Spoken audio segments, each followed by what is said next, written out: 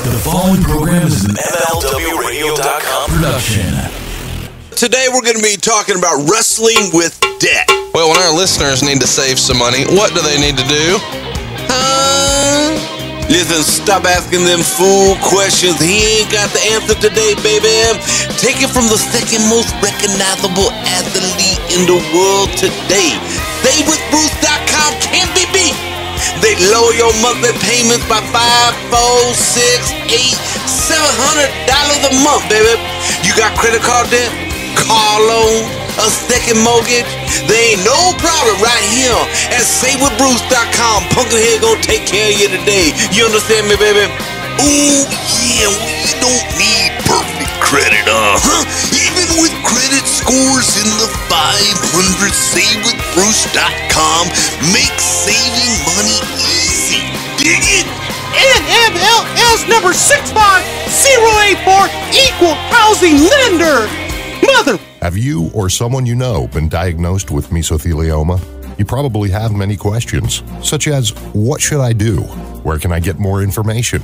RGT4Law.com can answer those questions and help you get the money you deserve. Call 855-RGT4Law or visit RGT4Law.com and fill out the simple form for a free consultation. Robert Taylor, R.G. Taylor II, PC & Associates, Houston, Texas. God damn, I love it. Let's do the na-na-na song. Na-na-na-na, na-na-na-na. Hey, hey, hey, goodbye. And we'll start it, and they'll play it, and they'll start singing na-na-na-na, na-na-na-na. Hey, hey, hey, goodbye. And then they just start chanting, and you sing it, and you get them going along with it. Na-na-na-na, goodbye. Welcome to Something to Wrestle With. Bruce Prichard. Bruce Prichard. Well, you know. Pronouns, pal. And now, Something to Wrestle With, con Bruce Prichard. Hey, it's Conrad Thompson, and you're listening to Something to Wrestle With. We don't have time for a long pause this week. It's Wwecw, and we have got a lot to get into. But first, let's get your feedback, Bruce. We covered two shows last week, Global Wrestling and Judgment Day 02. What was the feedback you got from those shows? Well, first of all, I'd like to address Global Wrestling, and I got some feedback from John Horton, who was Craig Johnson, my co-host on the show, talking about, well, I know all those answers, and why doesn't somebody talk to me, and so on and so forth. Well, Craig, get yourself a podcast, and you go ahead and answer all the answers that you want to answer. In the meantime, fuck you, Craig. I'll say fuck you again like I did on the show that when I turned heel, he's a heel, damn it. No, but Craig's a nice guy. John Horton is his real name. But he was all over Twitter talking about how he knew all the answers. Then get a podcast, Craig, and tell everybody the answers that I neglected to know. And also there was some feedback about the Jeff Gaylord, Eddie Gilbert. Hey man, it's what happened. It did happen. I don't know if this promoter actually ever really did offer a bounty on Eddie Gilbert's head, but that was the story that we got, and we got it from Jeff Gaylord. So go talk to Jeff Gaylord and the promoter, and again, consider your source. Judgment Day 02. Did you have a little less critical feedback there? I feel like everybody dug that one. For the most part, I think everybody liked it. The one thing that I guess we left out was Hulk being drugged backstage. I believe it was in Toronto by The Undertaker prior to the pay-per-view, and people wanted us to talk about that. But the scenario was set up where Hogan was on his motorcycle and was going to the back, got jumped by The Undertaker, and Undertaker tied Hogan to the back of the motorcycle and drug him through the backstage area. And I'll never forget shooting that, standing there with Dave, and looking at each other and going, man, that doesn't look vicious. It actually looks kind of fun. Like, man, I want to do that. Can I go next? And it didn't really accomplish the brutal, violent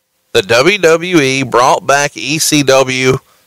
So by now, most of you know that the promotion died in 2001, but those ECW chants never did. Hardcore fans like myself of the ECW brand have held on to those memories of the promotion and consider it to be a brand that really helped revolutionize wrestling. And whether you agree or disagree with us, that doesn't really matter. They had a loyal audience. I guess still do. And there are sayings in wrestling, Bruce, things like, everything's been done or nothing's original. And that formula works in wrestling. It's what got Hogan such a huge reaction in 2002 at WrestleMania against The Rock. And it's why Goldberg created a spike this year. So let's talk about how this came about originally, because this feels like an idea that many inside the company would have pitched for years. Once ECW goes down in 2001 and then Paul Heyman comes over to work with the company, do you remember the time the idea first comes up of bringing back ECW, and who pitches it? What was Vince's reaction? Give me something about the first time you remember this being a conversation. The first time ECW was ever pitched was when Paul came to work for us full time, and we were looking at purchasing the WCW library and the WCW brand. Paul pitched ECW. His argument was that the WCW brand was dead and that ECW was more relevant, and felt that it had a better chance of growing under the WWF banner. So the very first time is when Paul came on board with us. And I think the argument was made there, no different than the argument that was everything that Paul said about WCW was true about ECW as well. But Vince felt, and especially at the time, trying to secure airtime on a Turner station, that he would have better luck and able to clear more stations with the WCW brand versus ECW. What was Vince's reaction to the initial conversation of ECW as a brand, independent of WCW? So let's just pretend for a minute that didn't exist. Would he have been interested in, 2001, 2002, 2003, launching a third brand with Heyman kind of at the helm? Or was that not even on the radar at the time and not something he was willing to give any time to? No, that was not on the radar. At the time, it was all about WCW at that time being the third brand. So you had Raw, SmackDown, and WCW. When the decision is ultimately made to bring it back, who was for it and who was against it? It feels like something that you would have been against and the Hayes would have been against. Where does everybody else fall? Well, why don't you just go right pick on the Southerners right away? Well, am I wrong? I wasn't against it. I wasn't a fan of it. Michael wasn't a fan of it. Vince wasn't a fan of it. Shane was a big fan of it. I don't know, other than Heyman and Shane, who would have been for it. Yeah, maybe one or two of the younger writers. I don't know that there were that many that were really for it. But some of the younger writers that grew up on ECW and came from the Philadelphia or the Northeast, that they were for it. Was the idea to bring in the old ECW originals and then develop some of the new talent that you guys were working in Deep South, was that always the plan when it was first presented? Absolutely, yes. Do you remember? It was no different than, very similar to the NXT idea in every other developmental area we've had. Do you remember any of the ECW originals being against the idea? And when I say ECW originals, I don't mean guys who weren't with the company. Of course, those guys are happy to get a call, usually, to come off the couch. But I mean in terms of a Rob Van Dam, who is now starting to develop, a little bit of a rhythm for himself on the main roster after a few years of, I don't know, maybe his career not going as he might have hoped. The idea of ECW coming back, do some of those ECW guys who have now kind of moved on, and are they negative about the idea of it coming back? There were the guys that were, for example, Rob Van Dam and Tommy Dreamer. That felt Yeah, but I don't even know, was Dreamer on the roster at that time with us? Yeah, he was. Okay. That just felt that you couldn't recreate ECW. And I got to tell you, I shared the same feeling on that. ECW was a niche brand done in a bingo hall in Philadelphia. And I don't mean that in a disparaging way. I mean that it was done... Had a different look and feel. Completely different look and feel. And it was done for a different audience. Right. As, you know, Heyman, you said it was for potheads, written by potheads, about potheads. So that was your audience, that was your talent, that was your creators that it appealed to. So when you take it out of that environment, you take it out of that mindset, and you try and broaden it, you're going to alienate those people. And that fan base is going to feel betrayed because you're trying to grow. Right. And you're trying to do something different. And by doing something different, you're shitting on them. Isn't this kind of like the old music equivalent of, you know, you like a band before they're famous, but then when they're famous, you don't like them as much, and then you say that, you know, you only like their early stuff? It's the same band, but you have a little bit of a different feeling for them now that they've, quote-unquote, made it big. Exactly. The band got a new producer, they got a new manager, and they're trying some different songs. Exactly. And maybe they're adding a horn section. Paul has often described himself as never wanting to spend much time looking back and instead just focusing on the future. Do you know if he was ever against the idea? I think that Paul wanted to recreate. Yes, Paul wanted to look to the future. Yes, he did. But I think Paul also wanted to recreate the past as well and to recreate the glory days of ECW. So he wanted a bit of that past. That's not altogether accurate, in my opinion. Was there a concern that these hardcore fans that were so loyal to the company would essentially be exposed as looking back through rose-colored glasses, and maybe that the product wouldn't stand up to their memories? Because a lot of times, you know, there's people, and this happens in sports too. You know, today in basketball, there's a lot of debate about whether or not LeBron James is the greatest basketball player of all time. But if you're my age, you say, well, Michael Jordan, you know, still exists, man. But then you go back and you look at the stats, and maybe the argument can be a little different. Was there a concern that wrestling fans who were so loyal to ECW maybe were looking back through rose-colored glasses, and if they had to watch that product again, that same product presented to them in the present day, it wouldn't stand up? Absolutely. Go back and watch it. Yeah. It does not stand up. And that goes, unfortunately, with just about everything. Even those of us that were fans of something, and you go back and you watch it, you want to remember it as it was when you saw it the first time. Now that you've been exposed to so many other things, it's just not the same. And I recall Vince wanting to bring in Ivan Putski, because Putski in the Garden was magic back in the 70s and the maybe early 80s, but mainly the 70s. And it was like, Vince, Ivan's, I mean, he can't do what he used to do. He's not Ivan Putski anymore. He's an old man in great shape, but he's not Ivan Putski anymore, man. He's just Joe Bednarski right now. But Vince remembered Ivan Putski and wanted to bring him to the Garden for this deal, and he knew that Ivan Putski would electrify the crowd. And all they saw was an old man saying, Dobra! Didn't work. And I think the same thing holds true with ECW. Maybe we're getting a little bit ahead of ourselves, but let's talk about the DVD. The way the world consumed entertainment was much different in 2004, and DVD was king. How much of a priority was the DVD division in the company in 2004, and who was in charge of that at the time?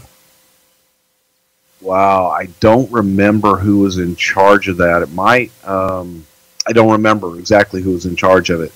However, DVDs were huge, and the attraction of the DVDs were to give them something unique to the DVD. Always give them something extra that they didn't get on the pay-per-view that can only be seen on this DVD. That was the trend at the time, and that's how you sold DVDs. But that was a huge part of our business for merchandising. So in November of 2004, the WWE releases The Rise and Fall of ECW. I'm curious, do you think without the success of The Rise and Fall of ECW DVD that the idea for One Night Stand would have ever been greenlit by Vince? No.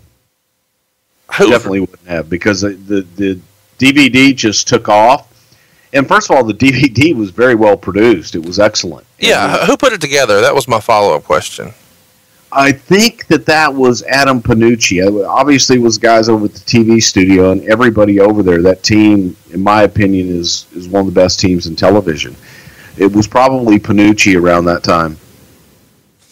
But they were fans. They loved what they did, and they did their research, and they made it. They made things great. They really did. By June of 2005, it's the second best-selling DVD in WWE history, only behind WrestleMania 21, and it would go on to win Wrestling DVD of the Year in the Wrestling Observer, which was voted on by the fans. So the success of that DVD would yield us ECW One Night Stand, and that was held in June of 2005 at the Hammerstein Ballroom in Manhattan. And doing something like this is a little bit of a departure for Vince. Tell me how this was sold to Vince and by whom. I want to say that this was sold to us by Vince, because he saw the success of the DVD, and it's a situation where, he had probably been sold so many times and was so sick of Heyman talking about, if it were ECW, sir, we would have done this, and if we bring back ECW, we could do this. That when Vince saw the numbers on the DVD, that he felt, well, there's an audience out there for that nostalgia. Why not do no different than you do with a popular music band? You have a reunion. You have a one-night-only reunion. So let's have a one-night-only pay-per-view. They may not be as fast or as strong as they were back then, but by God, we're going to bring them back for one night only. So I think I want to say, man, best of my recollection, from my point of view, it was Vince who was trying to sell us on it, because we were all thinking, oh my God, they were horrible then. What are they going to be like now? My goodness, listen to you. Well, they were. A lot of them were broken down then, and some of the guys, they weren't what they were. We had the best of what was left. Who put the show together, One Night Stand 05? Heyman. What did you think of the show? I know you weren't there. We got lots of questions about when are you going to cover it, but you weren't there. So what did you think of the show? I thought it was great nostalgia. I thought that it was a fun night for those fans of ECW to get to relive, that passion for one night in a different, it wasn't a different environment. That was one of their homes. But I thought it was cool for them. Artistically, it was what it was. I just loved. Here's one thing I do love about ECW, bar none. I love the passion of their audience. They are passionate, they are vocal, and man, they'll fight for what they believe. And that I love.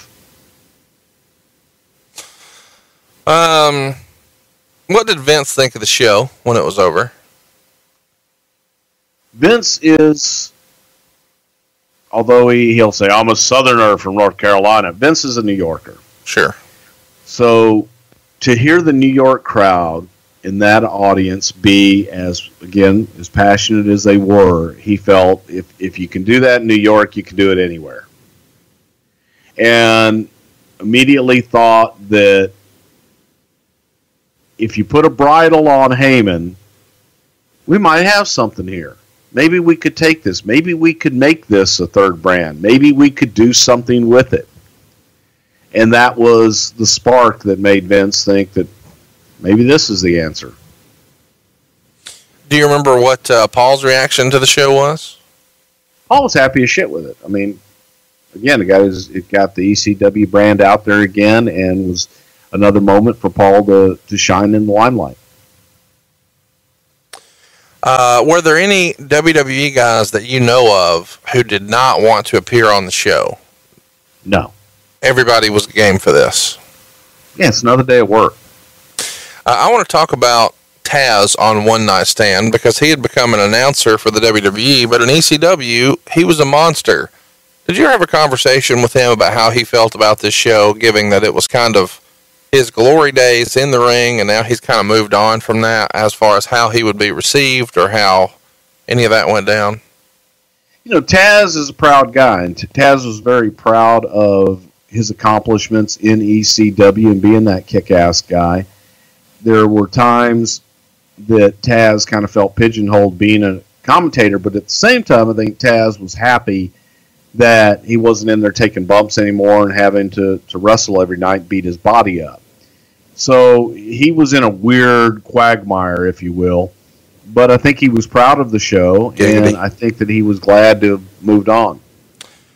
I know you weren't there, but to me, the Sandman's entrance on the 05 One Night Stand is one of the coolest things I've ever seen in wrestling. Did you ever see him do the real Sandman entrance live? Yes. Where did you see that at? In Reading. How fun was that?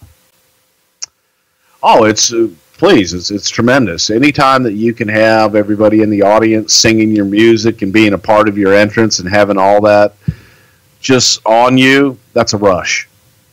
And it was always a cool entrance. I thought he had a great entrance. And that damn bell had to ring. I knew you were going to say that. Love you, Sandman. Love you, Hack. Come on now. I knew you were going to say that. I was waiting on it. I saw him at WrestleMania, gave him a big hug. I love the Sandman, okay? He's a great guy. Tell me how you thought Joey Styles did on the show. And I'm curious, I know you weren't there, but to the best of your knowledge, who was in his ear on the headset that night? Because I know he didn't just go out there and really do it all by himself with no influence from anyone anywhere. I don't know who was in his headset that night. It may have been Vince. It may have been Paul. But look, I've always been a big Joey Styles fan too. And I tried to get Joey Styles to come to the WWE long before he did.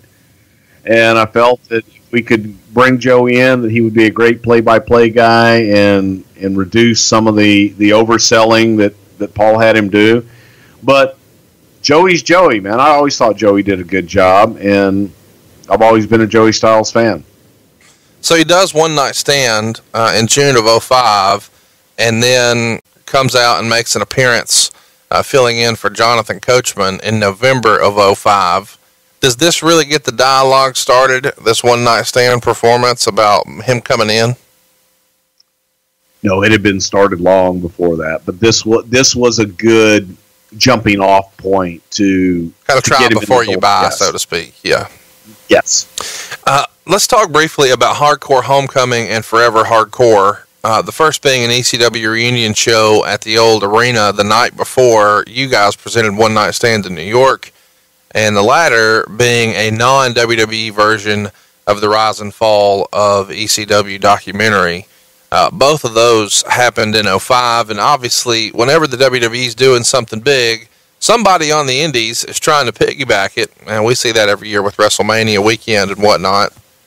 Did you see Hardcore Homecoming or Forever Hardcore, and if so, what'd you think of them? I did not see either. Okay.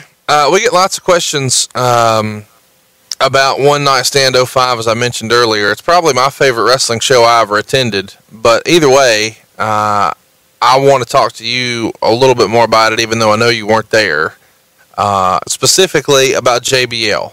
And I know that you probably don't want to talk about this, but everybody remembers at the end of the show, there's a big melee.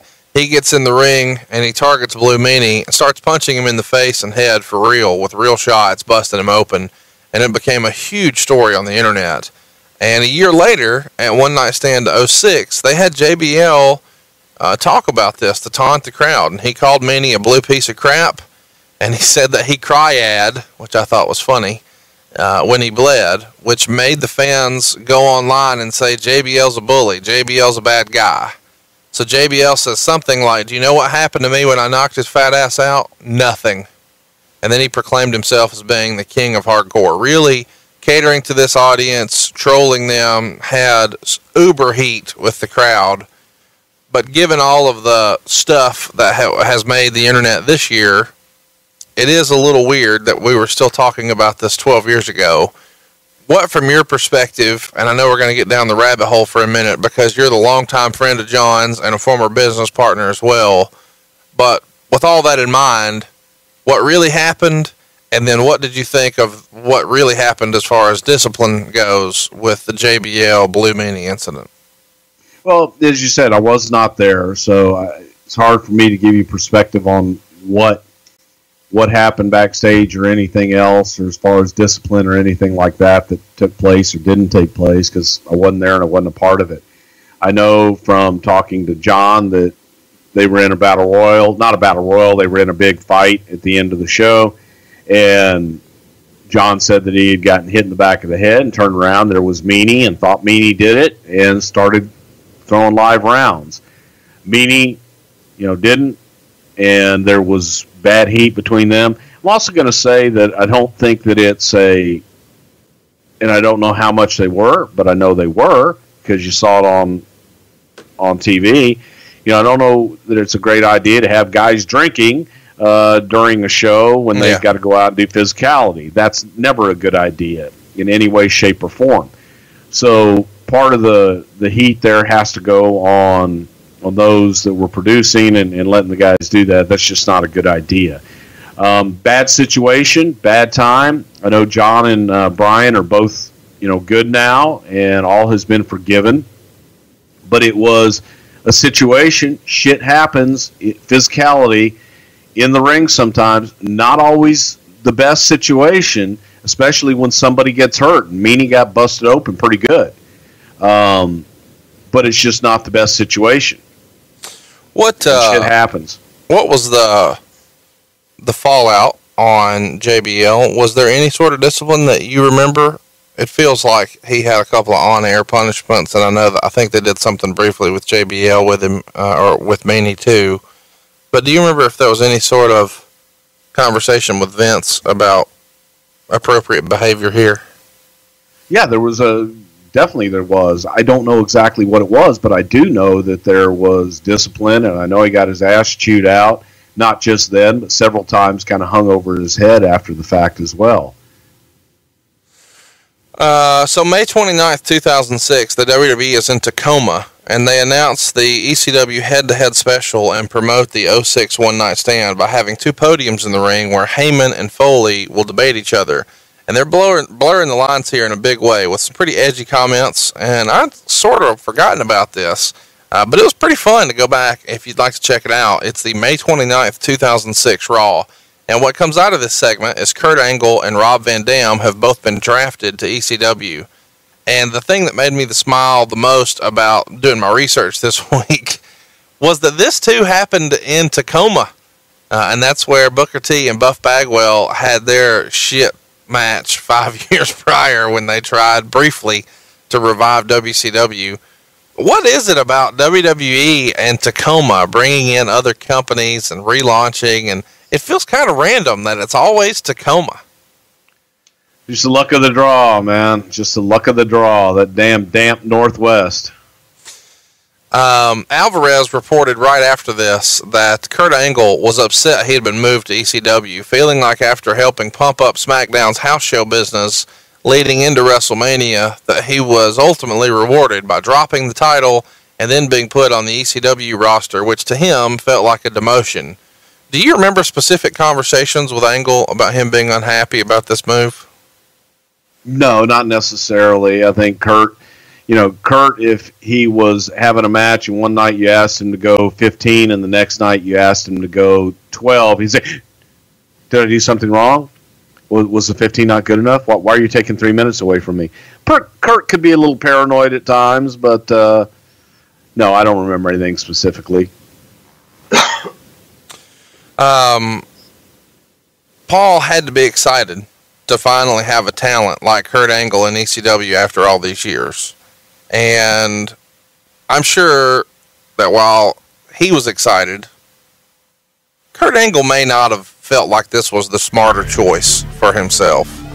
But Dollar Shave Club is the smarter choice for our listeners. Hypothetically, if Paul Heyman were an advocate for Dollar Shave Club trying to pitch us on making a smarter choice, what might that sound like? Allow me this volley, sir. Dollar Shave Club is the smarter choice because you get a great shave at a great price, conveniently delivered right to your very door, sir. You see, this is what I call a life hack, sir. You no longer have to schlep to the store to spend a fortune on razors with gimmicky shaving tech that you just didn't need. Well, everybody knows I'm all about saving money, Paul, but I want to hear about Dr. Carver's shave butter. I've heard so much about it. What's your take on Dr. Carver's shave butter, Paul?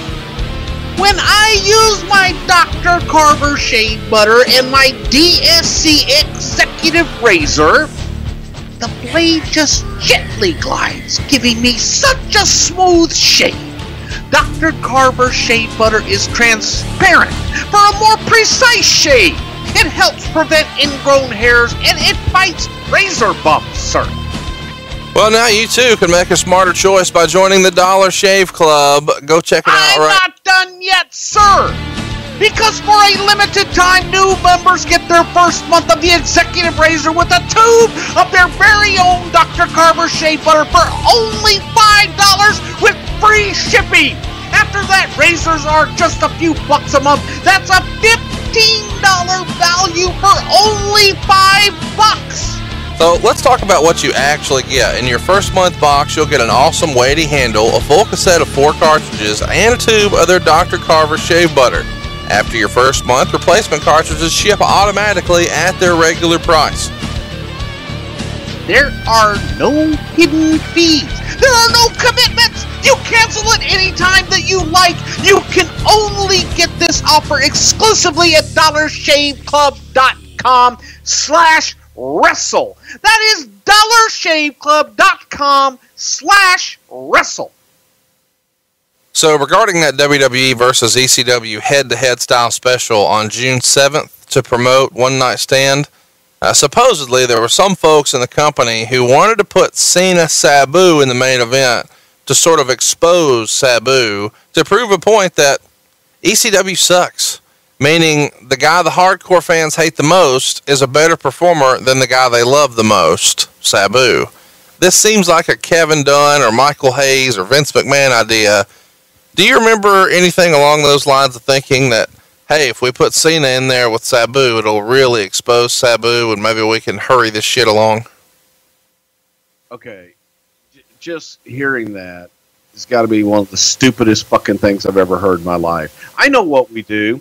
Let's spend all this money and promote this pay-per-view, and let's sabotage it, have it be the shit so that we can say this guy is better than that guy.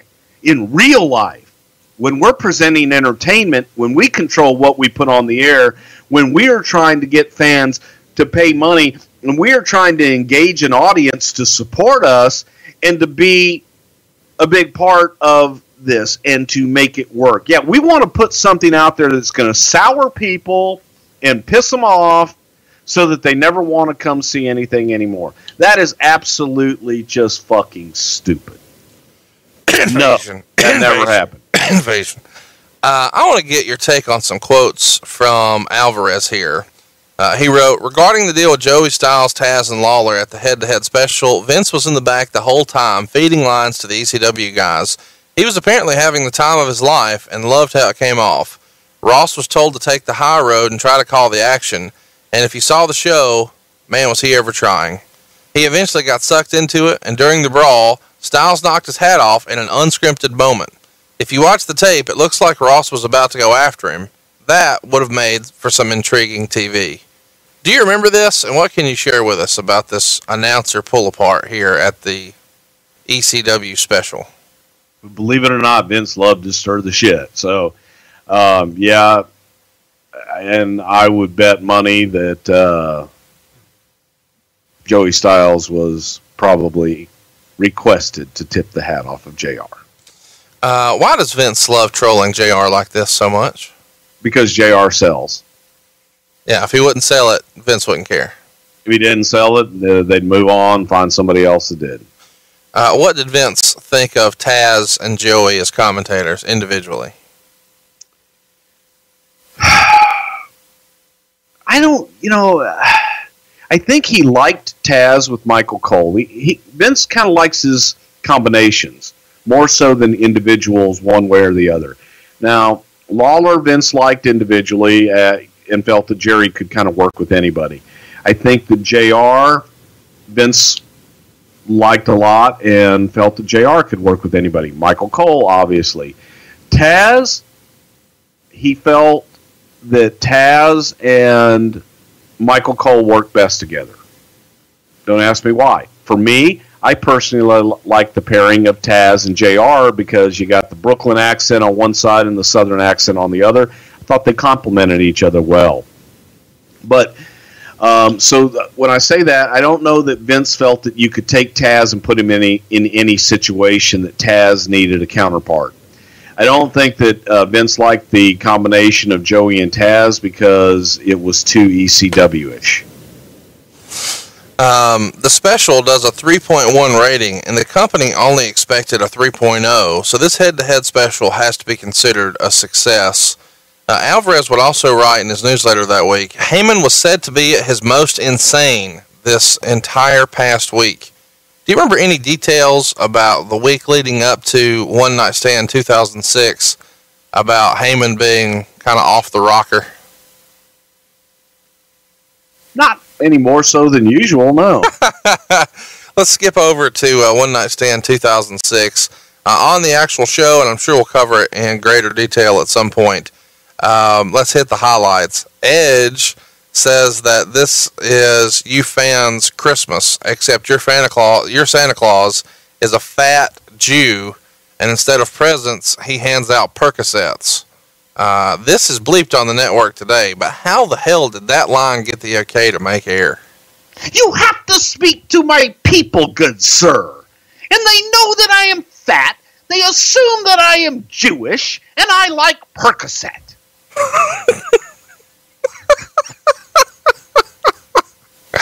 I did not expect that. I am not bald, though, my good sir. I have a hat. I wear a hat to plug my brand, sir. Terry Funk and Mick Foley used barbed wire boards on that show, and it got so bad that Funk had to be cut out to leave. And at one point, they used a flaming 2x4 wrapped in barbed wire. Fire on a WWE show always surprises me, given the risk. Whose idea is this, and how is Vince okay with it? Probably Mick's idea, and probably took a lot of convincing. But I hated using fire because it always meant that somebody was going to have to go take a walk with the fire marshal and talk him into it. How many times did you take a walk with the fire marshal? A few.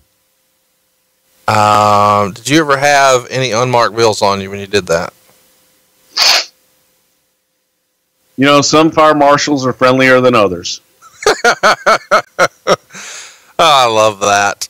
Also on that show, RVD beats John Cena for the world title, and the decision was reportedly made the Tuesday prior to the show, but Cena wasn't told until the day of, which is kind of the way things still work now, based on what I understand. Reportedly, Cena's fine with dropping the belt and actually enjoys the reaction he got live, which if you haven't seen is worth seeing. Skip over to the main event of ECW's One Night Stand 2006. You'll see the signs in the crowd, the chants. It was just unreal. But to me, the highlight of this is when Cena throws his shirt in the crowd and they throw it back repeatedly. Do you remember John having a reaction one way or another to dropping the belt here? And who was promoting the idea of RVD winning the WWE title? Do you know if anybody was against it on the other side? No, as a matter of fact, I remember it's fairly unanimous when we had pitched it. You know what? We're doing this thing. Nobody believes that Cena's going to drop the title. Right. Let's drop the title. So that, best of my recollection, everybody was for it and felt that it would be a nice shock. And we liked it. And John's the ultimate pro. I can't imagine him being against it at all, and probably felt it was the right thing to do and have fun with it. It was reported after the show that Paul is still the head of ECW Creative, but of course has Vince as a filter for everything. And allegedly Vince was way more hands-on than many folks expected at first. When do you remember that being apparent, that, hey, this isn't going to be business as usual for ECW. This is going to have Vince's fingerprints all over it? I knew that from day one. I think everybody knows that from day one. If you've got that WWE or F above it, Vince is going to be hands-on. And Vince is going to filter any and everything that comes through it. So while you may, quote, be in charge, you're not. You've got to go through the man. During this time, Stephanie was very pregnant and not on the road as much, but still had involvement in the creative, a lot of times from home. But Tommy Dreamer, who a lot of old school ECW fans would assume would have a big influence, reportedly lost a lot of power as soon as this ECW relaunch was rebranded. What was Tommy's official role beyond on-air talent during this time? Because I know at one point he was kind of influential and developmental as well.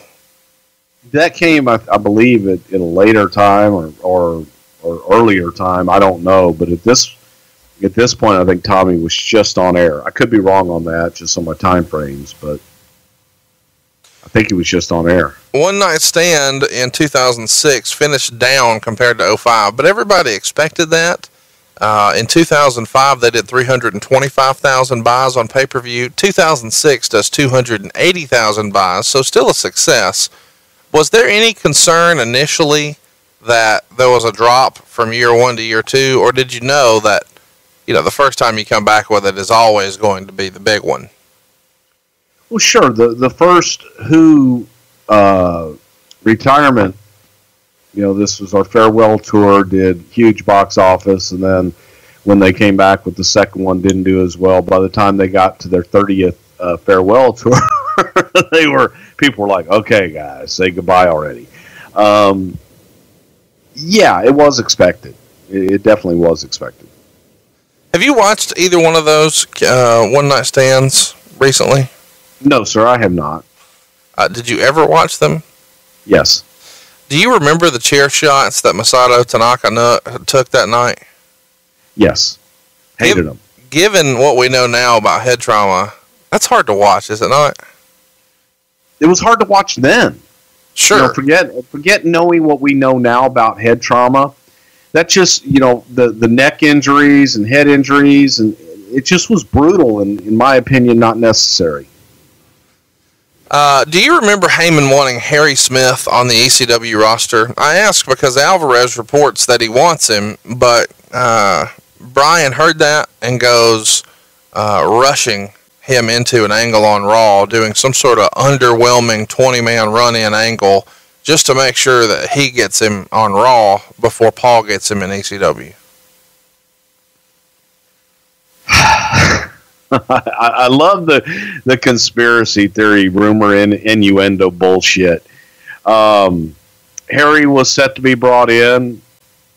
I think everybody wanted Harry, but I think that he was eventually decided that he was going to go to Raw. But I don't know that, let's get him, and I know what I'm going to do. Brian didn't have any more control over that than Heyman did over ECW. It was Vince's call. Very quickly after the 2006 One Night Stand, the WWE ran a house show at the old ECW arena. This happens on June 24th, and Heyman allegedly wanted to push that date back to July 4th so he could use the arena for a TV taping. Instead, the company wound up running the Wwecw Center in Philadelphia on the 4th of July, and they only drew 1,500 fans. That's a big arena to draw 1,500 fans. After all the bingo hall talk, why did the company wind up running the arena at all? And if they were going to, why not showcase it on TV to give the ECW fans from the good old days a taste of that? Well, because it was a dump, and be able to do the WWE production and the quality of production and the look that Vince wanted, he couldn't achieve that in the arena. And I don't think that all of the equipment and everything else that they would want to bring in there to make it look good would have been able to do with the arena. In an interview with Mike Mooneyham, Paul Heyman said, "The only person who has power is Vince McMahon. He is single-handedly the majority stockholder and can do any damn thing he wants. How much influence will I have? As long as corporately they're open to making this an alternative product with a different vision, a different look, and a different theme, I think I'll have a significant influence." Isn't this why Paul's considered a genius? The phrasing of this to me, Bruce, seems like, hey, all the good ideas are my influence, and the stuff that sucks is because they weren't ready for something different. Right? Of course. Yeah, of course. Perfect. It's amazing to me that in this business, so often genius is really just based on positioning. Paul continued, "Our backs are against the wall. This is an uphill battle. This is an overwhelming undertaking. The odds are clearly against us. And that's when you're the most motivated. I haven't felt this exhilarated in this business in a long, long time, and I want to prove all the cynics wrong. More than that, I want to prove all the supporters right, and I intend on doing so." Do you remember thinking that this was a short-term deal at best? Like when they first come to you and say, hey, here's what we're going to do, and you know for sure that it's going to be relaunched. Don't you imagine in your mind's eye, this is not a forever property. This thing's got a shelf life of X amount of months or X amount of years. Did you know that right away? There were those of us, yes, that felt that this was a very short-term project. And there's nothing wrong with that. No, unfortunately, you just have to look at the success that it had previous to this. It was, it was a great regional promotion. It was a niche product, didn't sell nationally. Right. And regardless what we were going to do, what coat of paint we were going to put on it, if we continued to say, hey, this is ECW, then on a nationwide, worldwide basis, it just wasn't going to go beyond that, what it was. Heyman would also say the mindset of the old ECW was to always think progressively, not to live off the past, but to thrive into the future, and that's what this will be. This will not be a nostalgia show. We're not going to pretend it's 1999. We're not going to try to turn back the clock because you can't do that.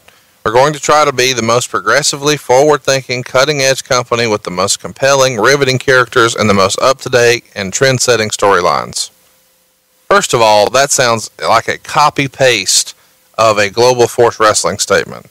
Secondly, doesn't this sort of go against the entire point of a nostalgia act? At this point, ECW is being brought back for nostalgia purposes.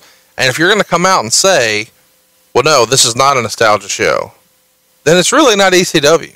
Is that fair to say? Yes, and also ECW was always us against them. Right. So as soon as you're a part of them, it's over. What do you have to fight for and against?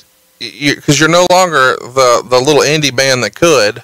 Now you're touring with the Stones, so it's not. Yeah, you're not anti-establishment. You are a part of the establishment. You're opening for Nickelback.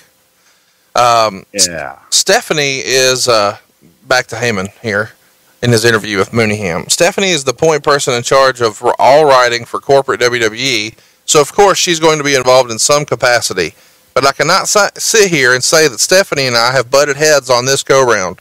Stephanie has an obligation to Vince, and her obligation is to answer to his charge. His charge right now, and this is very serious and he means it, is that ECW cannot fail, and it won't.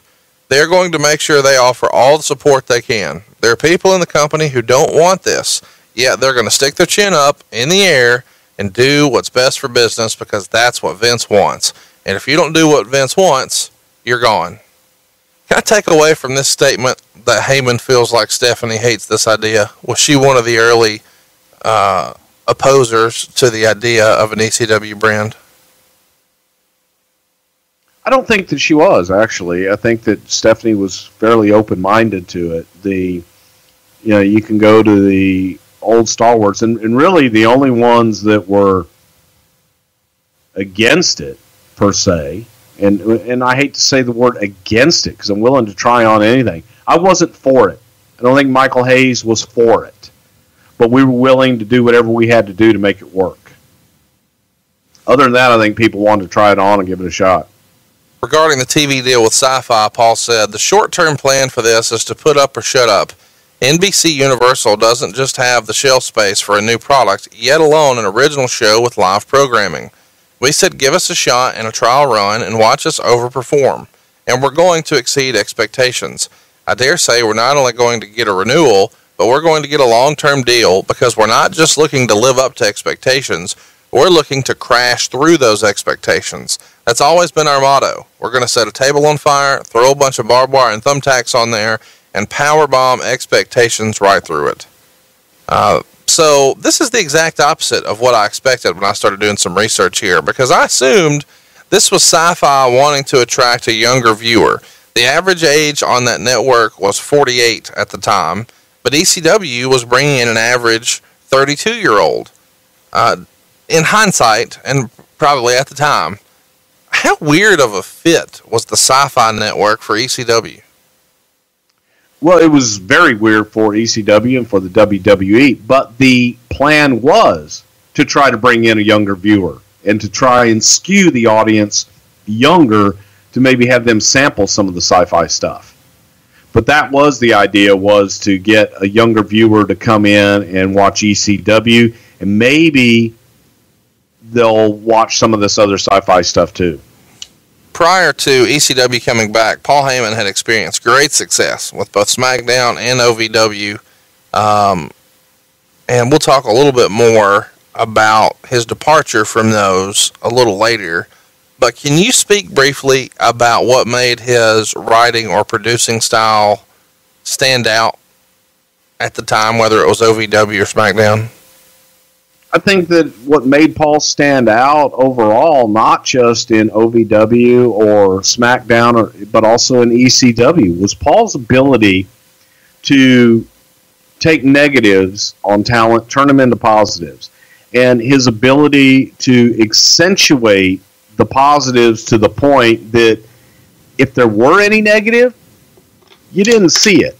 And Paul was a genius at that. Paul was great at being able to hide people's faults.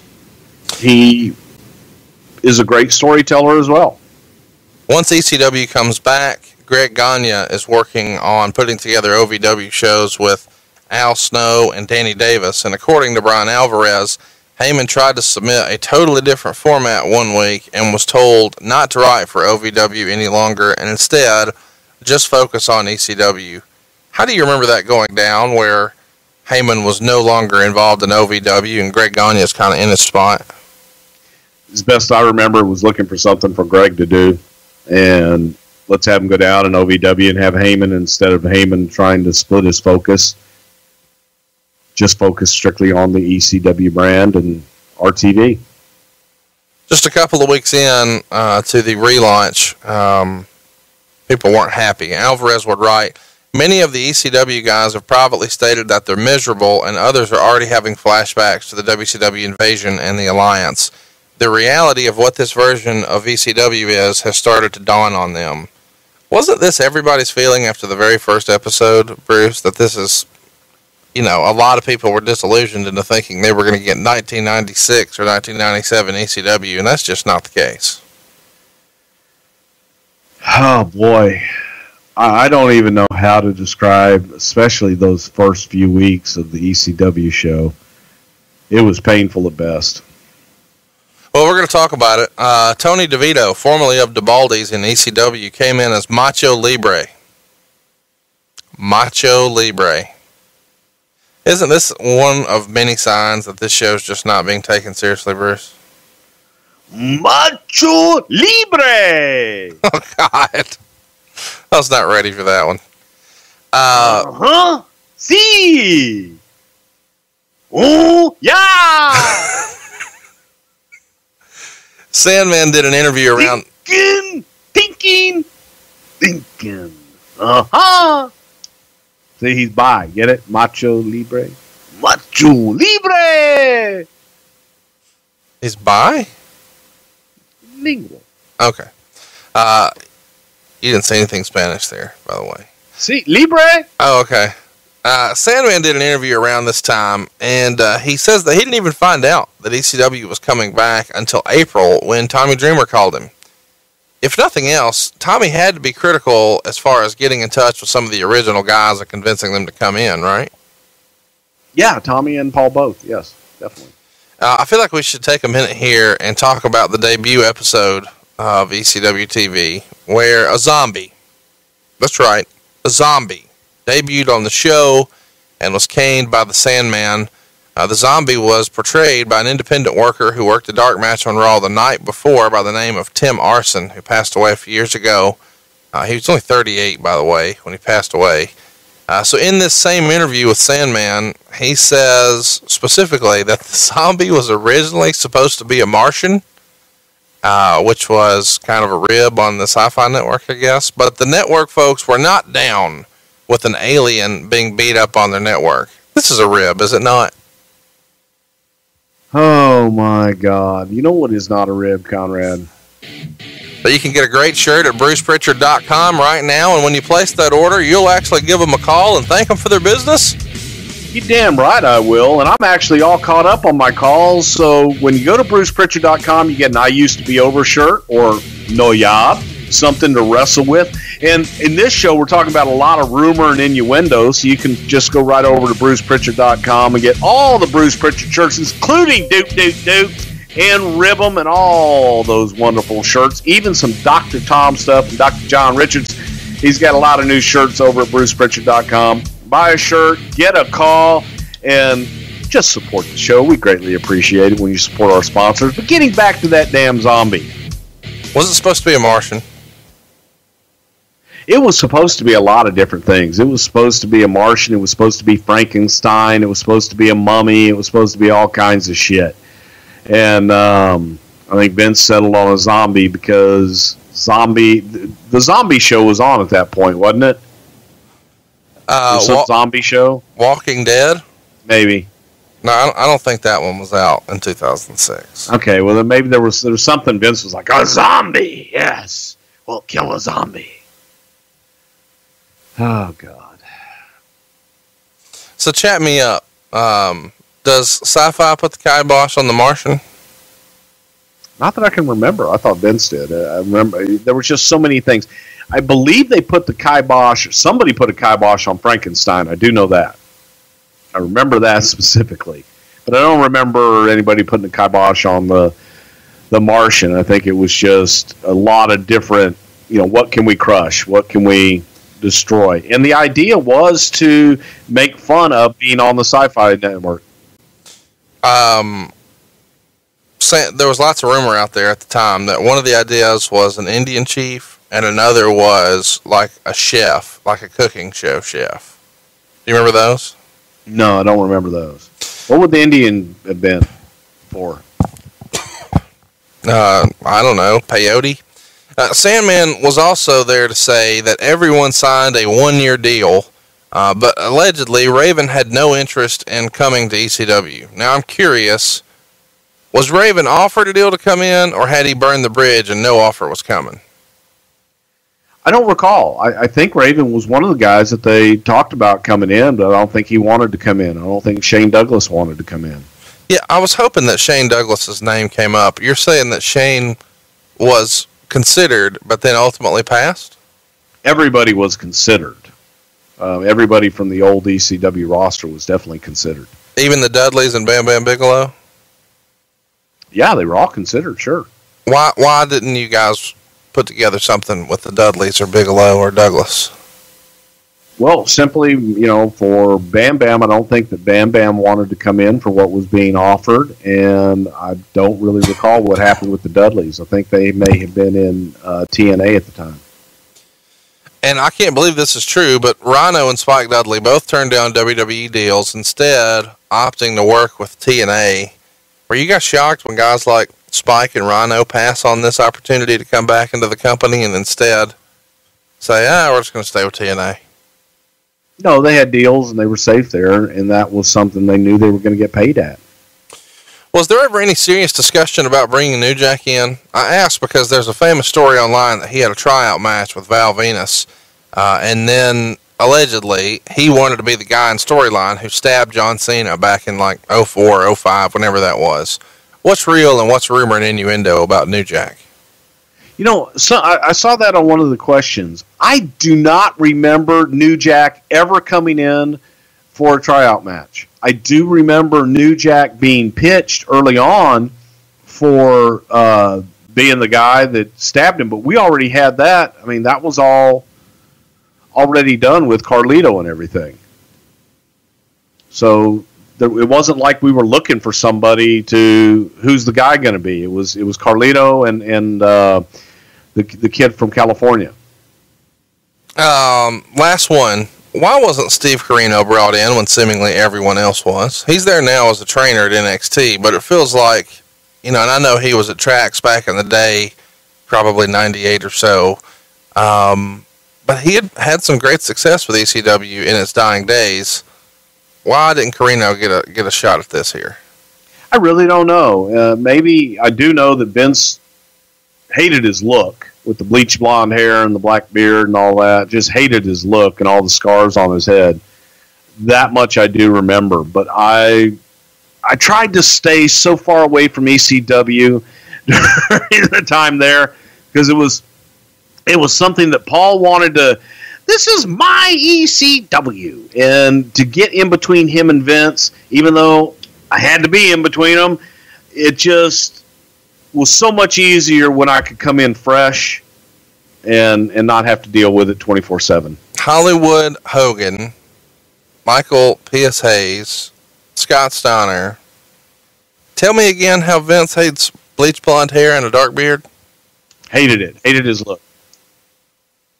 Fascinating. Since we're talking about Vince, I've always been, amused by Vince's obsession with specific words and phrases. It just fascinates me. And ECW had its fair share too.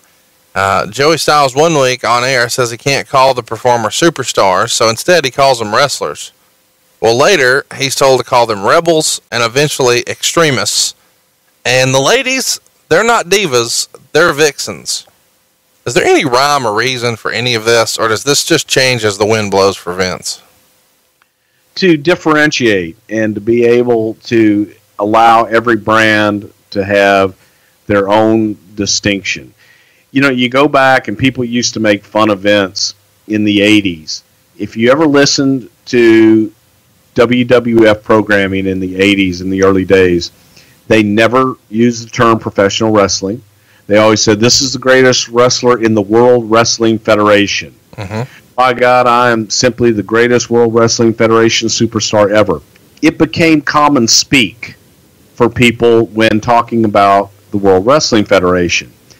And instead of saying professional wrestling, he said World Wrestling Federation. So as time progressed, instead of saying wrestlers, he called them superstars. It becomes common speak, and you are not then lumped in with the other professional wrestling. Yours are not professional wrestlers. They're WWF superstars.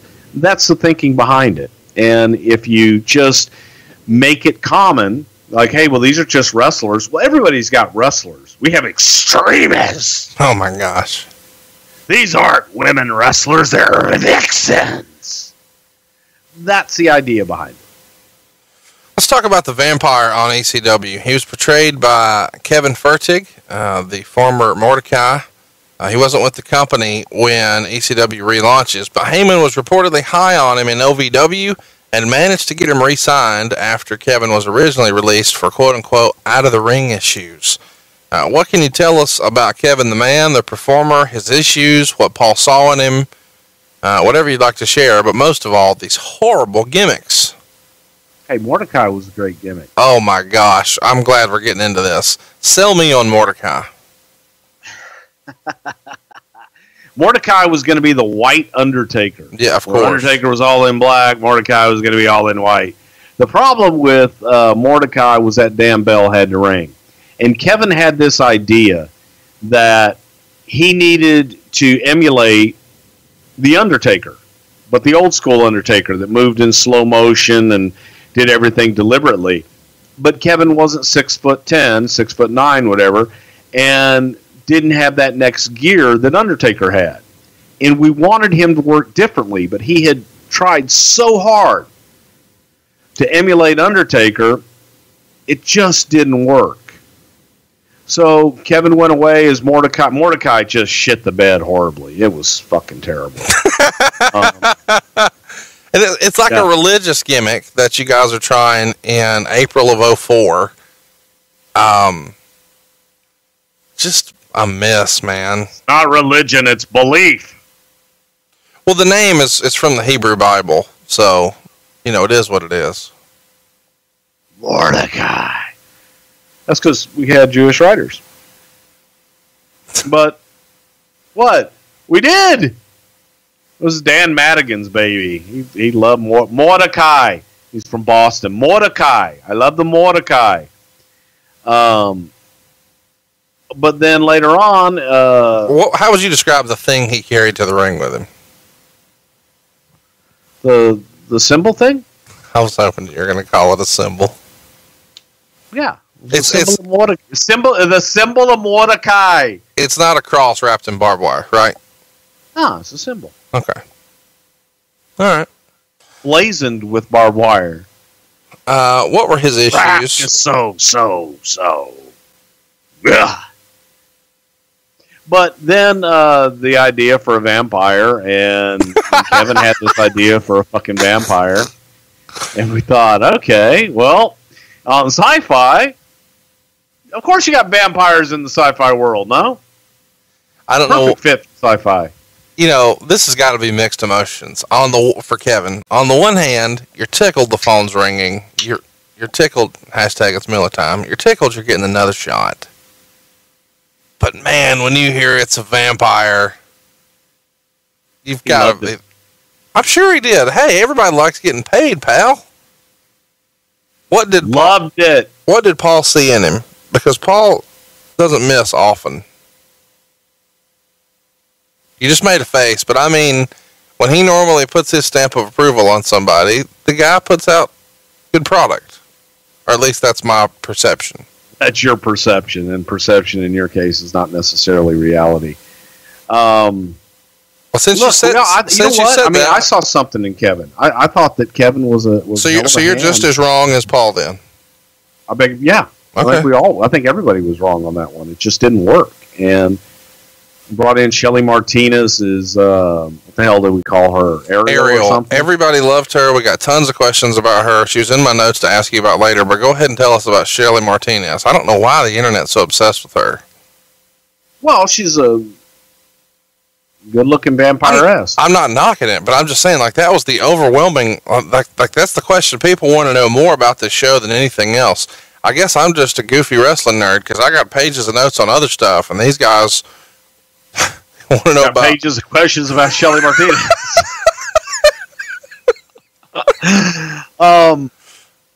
No, it was a package, and it was basically, oh God, help me here. Dark Shadows.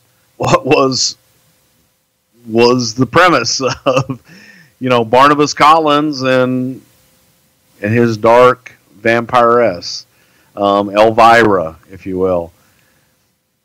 But it was simply for ECW and specifically for the Sci-Fi Channel to have these unique over-the-top characters.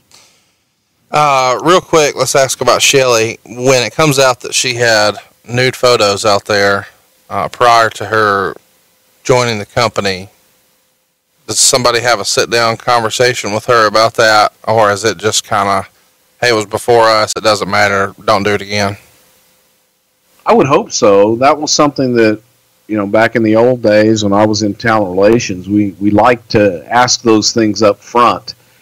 And it's part of a job interview. Can you imagine when you're sitting in your office, you're interviewing a potential loan officer and say, hey, are there any nude photos or movies on the internet that we need to be aware of?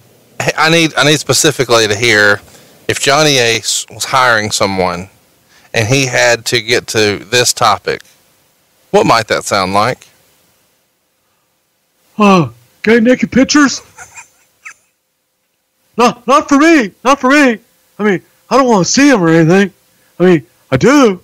I mean, can I? I would. But, Hey, we just need to know. Cause, can I take some? Would you? Okay. I'll tell Vince. Somebody suggested a while back that we have you as JR do commentary on Sonny's adult film, and I said we weren't doing that. No. But hypothetically, if JR had to ask those type of questions, would he handle that interview process a little differently than Johnny? JR and I were direct. Now look, we're a publicly traded company here. We need to know if there's anything, any surprises. We don't like surprises. So if there's any new pictures, any videos, anything out there we need to be aware of, let's get in front of me. I don't care what you've done in your past. I don't give a fuck. But I just don't want to goddamn have you in the main event of WrestleMania and all of a sudden there's a goddamn dick pic out there. What the fuck? What the fuck? We're at a goddamn press conference and I want to talk about goddamn World fucking Championship at WrestleMania and all of a sudden so say, hey, is this your dick? We don't need them kind of surprises. All right, as long as we're clear on that, I'm going to be totally upfront with you. I was not ready for that. That's so much better than I expected. But seriously, those were conversations that we really and truly had, man. And I had some conversations over the years where I had to ask people about. I'd heard they had done porn and done different things, and some of them told me the truth, some of them didn't.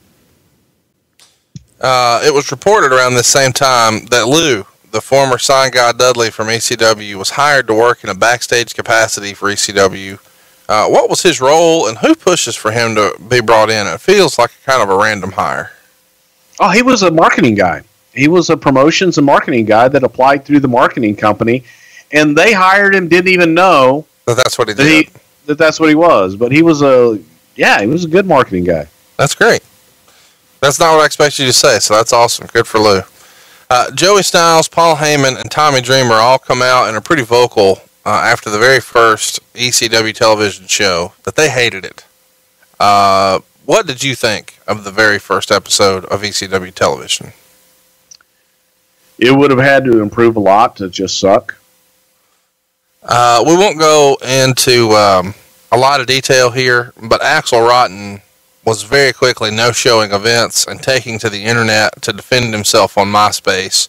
Do you remember having any dealings with Axl during this time, and when was it apparent that his issues had won?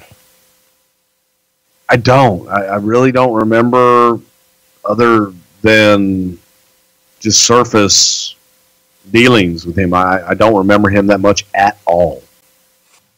Alvarez would go on to write that Dave Lagana, who had been the head writer for SmackDown, was replaced by Alex Greenfield. Lagana will now be going full-time to ECW. I'm told this is not a demotion in any way, and in fact, he probably got a big pay raise out of the deal. The belief is that he was sent there by Stephanie to keep her abreast of all of Heyman's maneuverings and to take over if and when he loses his mind. As reported about a month back, the slot was initially reserved for Ed Koski. Heyman, Koski, and Dreamer were the guys originally slated to head creative, but Dreamer quickly lost a ton of power.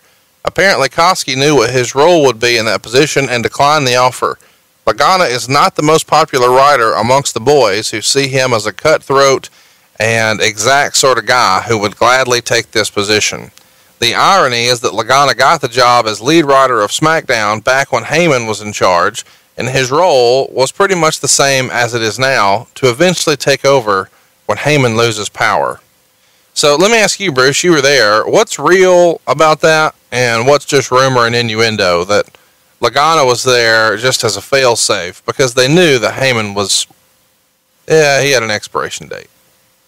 Best I remember was that Heyman wanted Lagana because Lagana was an ECW guy. He grew up on ECW. He had been a timekeeper there at ECW and fawned over Paul. So Paul wanted someone that he felt he could control and that was on his side. And I could never I definitely don't see Stephanie putting Lagana in a place where he would be her disciple. that just doesn't ring true at all. 2 weeks into ECW being its own brand, the WWE has a pay-per-view, Vengeance, and on that pay-per-view, Sabu faces John Cena in a lumberjack match with gentlemen from Raw and ECW on the outside. Sabu would ultimately tap out to the STFU in a match that beat all expectations at the time. Alvarez would write, the finish of the Sabu match with the tap out was changed at the last minute due to heavy lobbying by Michael Hayes. It is said that Hayes is not a fan of Heyman or the ECW brand and doesn't want to see them getting over on Raw. I'm not sure what it was, but the finish to that match was very different going into the pay-per-view. That's the end of Alvarez's testimony. John Cena was probably, in my estimation, the number 1 or number 2 guy on Raw at the time, and Sabu was probably number 3 for ECW behind RVD and Angle. So from that standpoint, I get it. But I want to ask you, why would Hayes have been lobbying so hard for this, and do you agree with him? Well, because on Raw, just the argument he just made, Cena was the number 1 guy, and it put Cena in the position to be the number 1 guy, and Sabu wasn't the number 1 guy at ECW at that time. It was a match, and it was a way to get John Cena over. It's simple as that. It's worth mentioning that on that Vengeance pay-per-view, RVD did get the win over Edge in the title match, but Angle would lose to Randy Orton in the first match on the card on the very first pay-per-view after they launched ECW. The undercard has Flair versus Foley in a hardcore match too. The main event, DX versus the Spirit Squad, not a rib. When the ECW arena was home for a WWE show, I have to admit that this made no sense to me at the time, Bruce.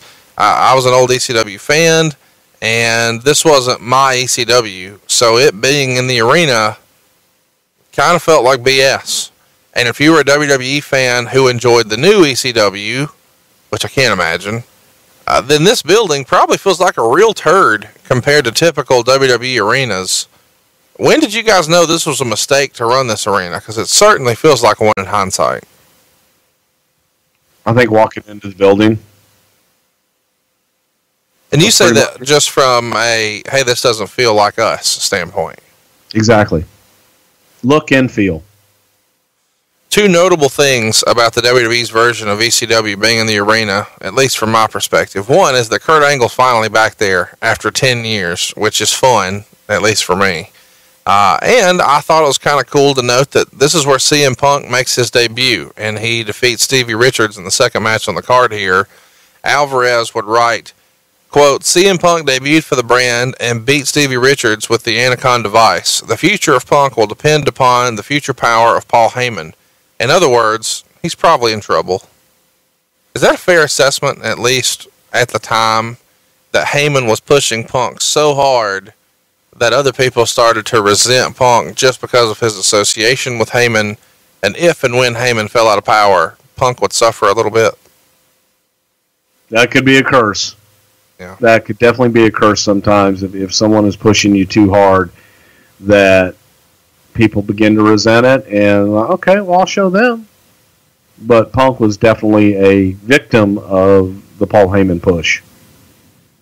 There's a rumor online that Shane McMahon and Paul Heyman once pitched Vince on buying the old ECW arena and turning it into a training facility for ECW, kind of like a northeastern version of their own developmental territory for ECW. True or false? I've never heard that, but that doesn't mean it didn't happen. I've just never heard that, no. Agents for this show at the arena were Dean Malenko, Ed Koskey, and Steve Kern. A lot of folks listening probably only remember Kern for his time as Skinner, but he did a lot of stuff before and after that too. Can you tell us a little bit more about Steve Kern and his role as an agent backstage with the company? Well, Steve was a great wrestler back in his day, and Steve had retired from active being in the ring and was trying out his hand on the road. Steve ultimately wanted to open up the training facility in Florida, Florida Championship Wrestling, and have the training facility in Florida and him to be the head trainer. At this time, Steve was just kind of learning the ropes as an agent on the road. We haven't talked about Ed Koskey on this show very much. Tell us about Ed's contributions to the company.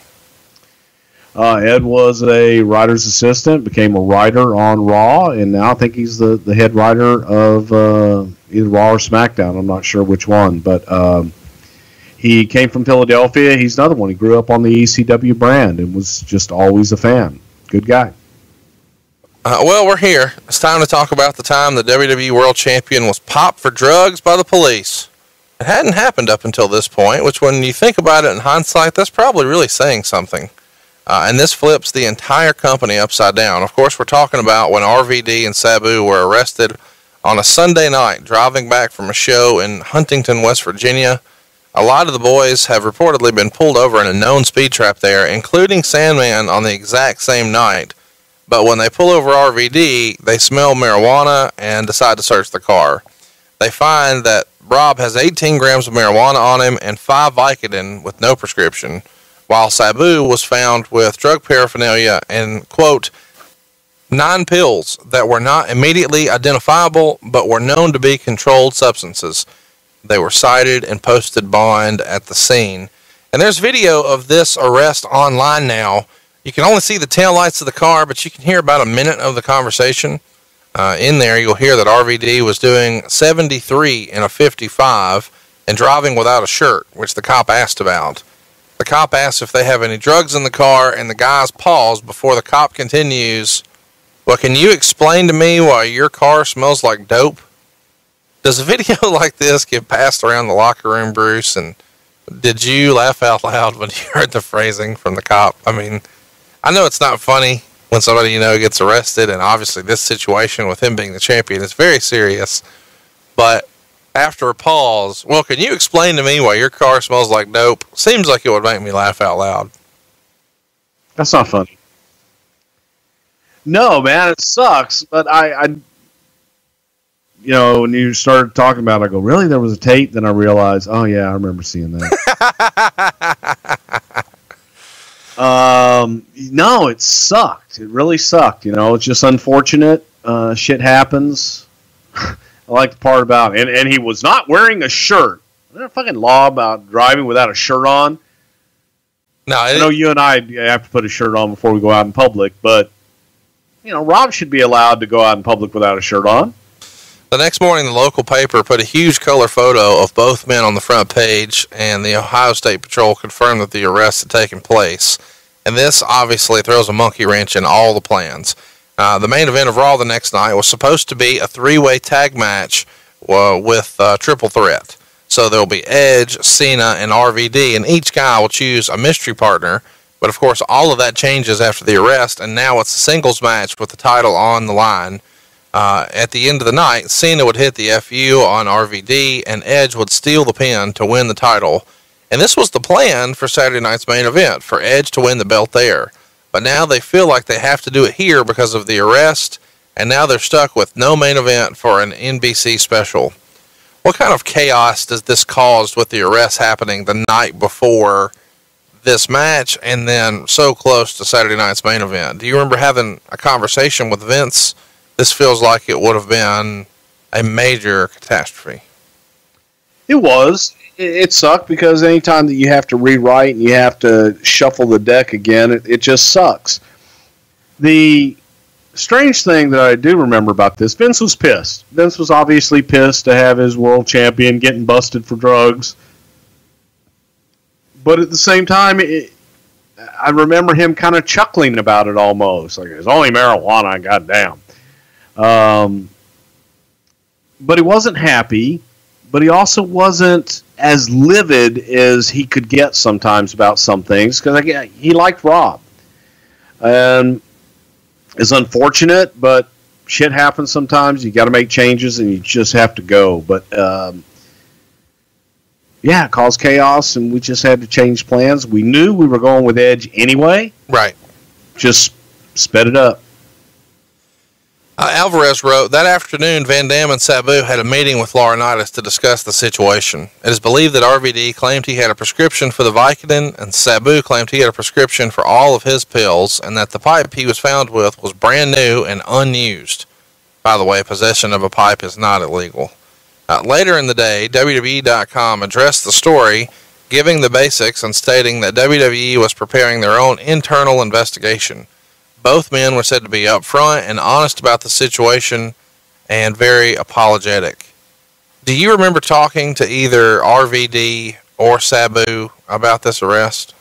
No, I figured they had enough people talking to them. They didn't need to retell it to me. But look, I've never known either one of those guys to be anything but upfront and honest. It's not like Rob Van Dam's going to look at you and go, no, man, I don't smoke dope. They're both really good guys. And like I said, every dealing I've ever had with either one of them have been pretty upfront and honest. So that's pretty accurate. What might a stern talking to here from Johnny Ace sound like? Were you guys smoking the doob? Cowabunga! Hey, where'd you get it? Got any extra? Okay, listen. If you win the title again, don't do that.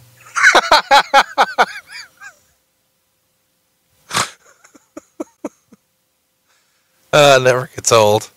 Alvarez would write, Van Dam was said to have handled the situation in a positive manner backstage, but you could tell from looking at him both nights he was clearly disappointed.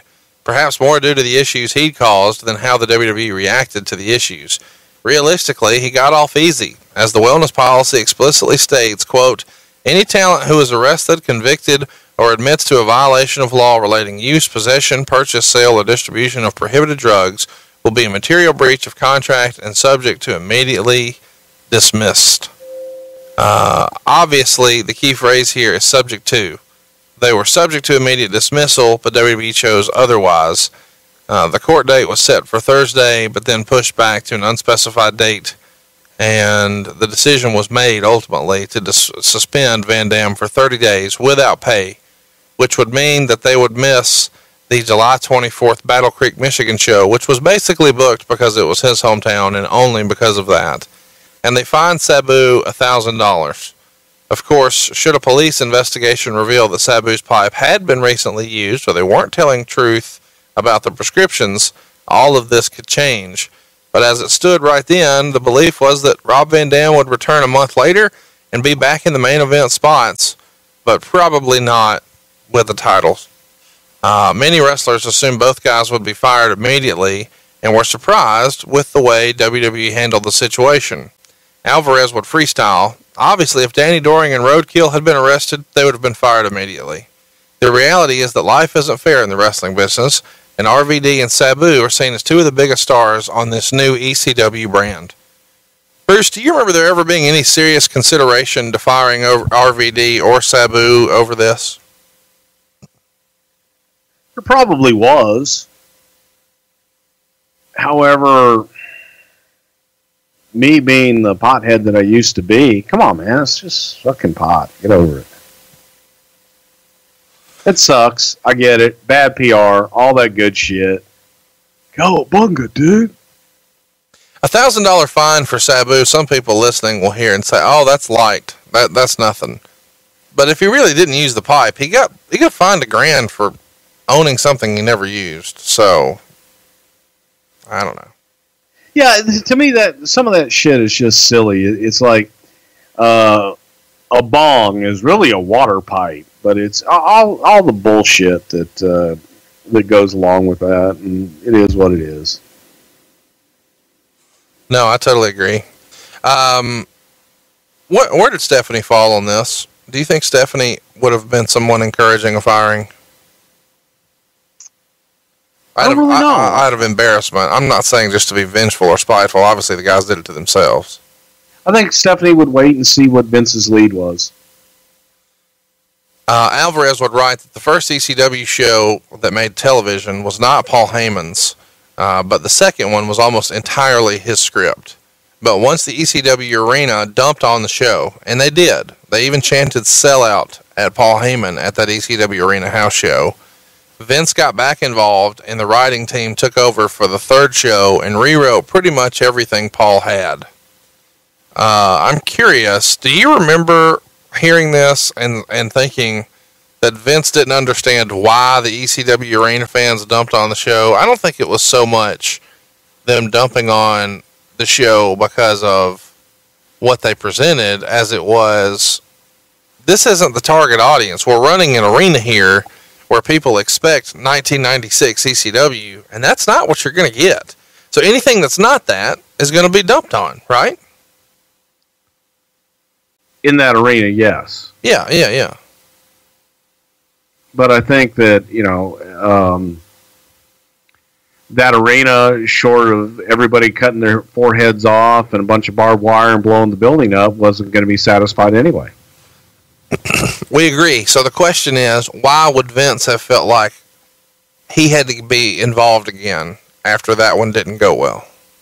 Because the pitch was that allow Paul to do this completely on his own with his people, and that would get over. And when it didn't, that just screamed to Vince even more so that, okay, left to your own devices in your arena, in your people, and everything else, it didn't. So I'm taking it back over. You've already run the brand into bankruptcy and closed it down one time. Not going to let you do it again. So he was protecting Paul from himself. Do you think Paul deserved more time with it on his own before Vince took the reins completely? No. Okay. Alvarez would say that the rumor had already started that Paul had been burying Greg Gagne to Stephanie. So if and when the CCW falls through, he can get his old OVW job back. Hypothetically, what might that sound like? That's just not true. I've never heard that. Let's talk about the fat stripper character on ECW, Big Dick Johnson. He was caned by the Sandman. I need details on how a WWE writer named Christopher DeJoseph would be nominated for this humiliation. We did a scene backstage for Vince's birthday where Vince was having all these gifts sent to him and all this ridiculous shit. And one of the gifts that was sent to Vince was a male stripper. We took the Chris Farley Saturday Night Live male stripper scenario that Chris Farley did with Patrick Swayze on Saturday Night Live. And we said, what if, we were looking over at DJ and saying he looks kind of like Chris Farley, put him in a G-string, oil him up, and thought that would be funny. And we told him to just, when we're live, to get in Vince's face and spray oil on him and just try not to get the oil on his suit. But just, man, if you don't go for it, you got to go balls to the wall and do this. And people popped. People popped on it. They enjoyed the stripper gimmick. So we thought of anybody that needed to be caned and that Sandman would want to destroy would be Big Dick Johnson. And so, voila, put him in the ring and let Sandman come down, because people would, whenever they would see him, you'd get this groan from the audience like, ugh. But you couldn't look away either. So if you've already got a train crash or a car crash and you see a train coming, well, Sandman was that train, and you knew that he was going to ram this car. And it was just good television. Was Joseph up for it? Did y'all have to convince him, or was he 100% in? Oh, he was 100% in. Well, there you go. There's the story of Big Dick Johnson. So a few weeks into ECW being back, Tommy Dreamer is super frustrated and vents a little bit on his Diary of Violence blog, which is on Wwecw.com. And he shares his thoughts about ECW, posting this statement in all caps. To all ECW fans, I take it upon myself to apologize for what happened this week. I cannot truly express my feelings. I am angry, pissed off, and totally frustrated about what I've been seeing in ECW. I need to sit back and digest all of this. If I write about what is in my head, my column will probably no longer exist. Sorry. And again, this is a part of his Diary of Violence blog on WWE.com, and apparently not a work. This post supposedly gets him in hot water, and they discontinue the blog. How in the world does this happen, Bruce? I have no idea. It's one thing to go out and say, diss the company and diss the product. But if you're going to be a part of something and you want to help and get it over, then make suggestions to make it better. and go on and try and get support for it versus just going, nope, not me, didn't do it. I'm not responsible for it. And to me, I think that's how it was viewed by people, that instead of, if you're not going to put the company over and you're not going to try and get people behind it, then don't say anything at all, rather than bash what is out there. And I think that in that case, that the ECW hardcore stalwarts were more worried about themselves than the product. Not too long after this, Dreamer was replaced as the director of the developmental system, despite Heyman's best effort, and Mike Bucci, a.k.a. Simon Dean, or Supernova, takes over Dreamer's spot in developmental. On a scale of 1 to 10, how much do you hate Simon Dean, Bruce? I don't hate him. I would have to care to hate him. Ric Flair versus Big Show is a hardcore match with thumbtacks, and it happens in ECW. That's right. When I think of thumbtacks in ECW, I know who springs to mind. Ric Flair. Who booked this shit, man? This is awful. God. Awful doesn't begin to describe. I hated that shit. Absolutely hated it. I just remember that match. And both guys, Flair and Big Show, like, what the fuck? What? That's what they did. You want ECW, you want hardcore, let's go do this shit. Let's cut up Ric Flair with thumbtacks. Stupid. Let's talk about something great for a change. We've talked about a little negative. Let's talk about Kelly. Let's talk about Kelly Kelly. She was stripping on the shows, Roll Tide, and dancing with Candice Michelle, and then eventually she would claim she's an exhibitionist and flash Balls Mahoney. Who found her and who spent some extra time making sure she understood the ins and outs of the business? Barbie came to us through a talent search. I wonder if she came to us through the Diva search. I don't really remember. 19 years old. Heyman was infatuated. Absolutely infatuated with her. And Vince was like, okay. But the first night that she came in and we were going to put him out there dancing, bless her little heart, she couldn't dance to save her life. So when you have a female that can't dance, that looks like that, what do you think you should do? That's a question, Conrad. You can go ahead and answer anytime. Oh, sorry, I was looking at pictures. I'm distracted. You can keep talking. I'm listening. What do you do when you have a beautiful, young, 19-year-old, gorgeous girl like Kelly Kelly and she can't dance? Find a position for her backstage. I'll teach her to dance. It's even better. I shit you not. Me and Vince McMahon and Kasama Basatiti spent most of the fucking afternoon in Vince's office showing Kelly Kelly how to dance. This makes me happy. You gotta move. You gotta groove. Feel the music. Come on, baby. Come on. Come on. Give it to me. Yeah. Oh, there you go. Move. Yeah, like this. Oh. The entire fucking afternoon. I think it's time to roll credits on the episode. There's no way we're beating that.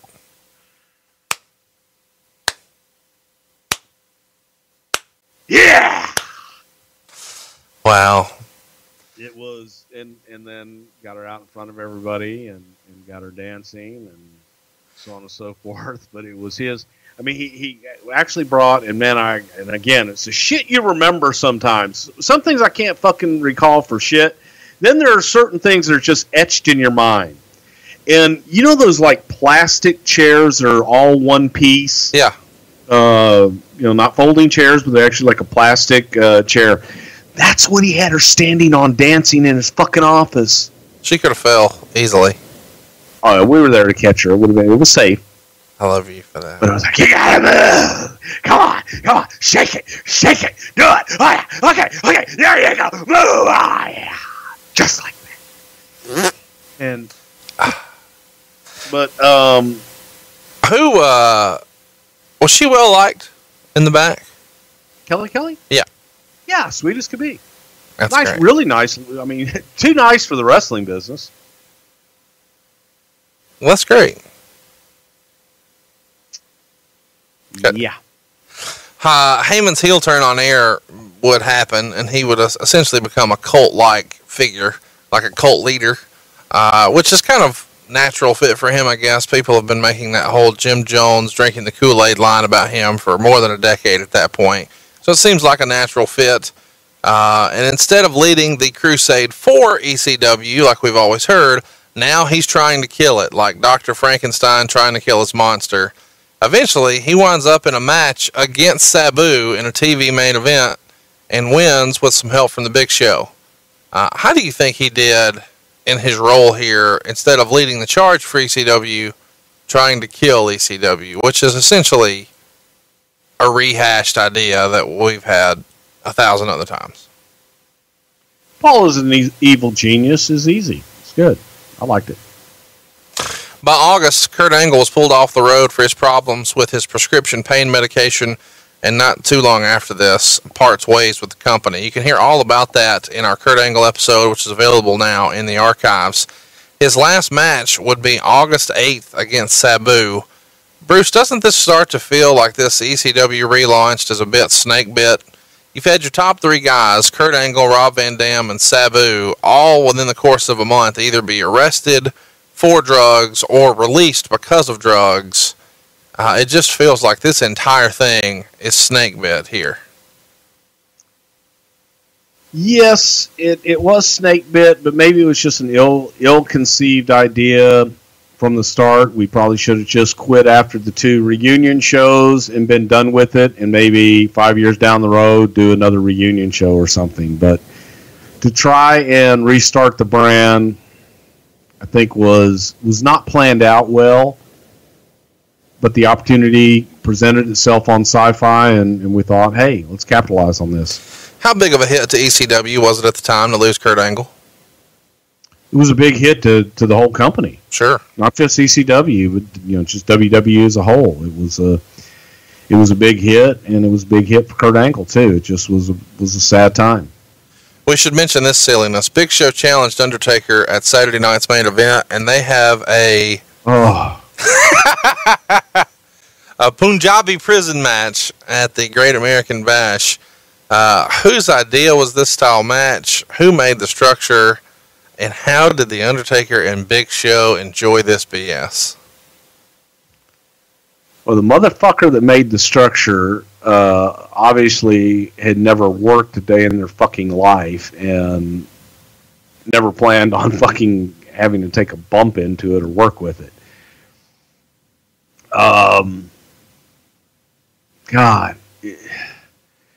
We came up with the fucking Punjabi prison for the Great Khali, trying to do something different to try and disguise Khali's limitations. By the way, Khali is not in this match. Undertaker I know. and Big Show. but he was, yeah, I know. But it was, oh God. It was made for him. It just, I don't know how many different ways I can say it sucked. It just absolutely sucked. And I remember Taker and Big Show being like, what the fuck are we going to do with this? What do we, now we're here. What do we do now? Which way did he go? But how does that happen? How do you guys say, hey, this will be fun, and then do it, and then the guys are like, we have no idea how to do this?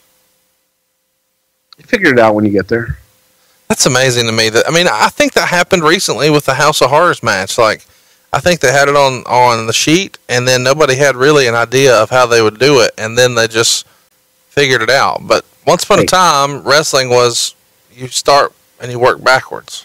I shit you not, man. We'll tell this story when we talk about it. But the famous bull rope match with John Layfield and Eddie Guerrero. Yeah. Okay, I had a finish. When I booked the match. I had a finish that I pitched Layfield, that I pitched Vince, that I pitched Eddie. Everybody loved it. The day of the show, it was a Great American Bash.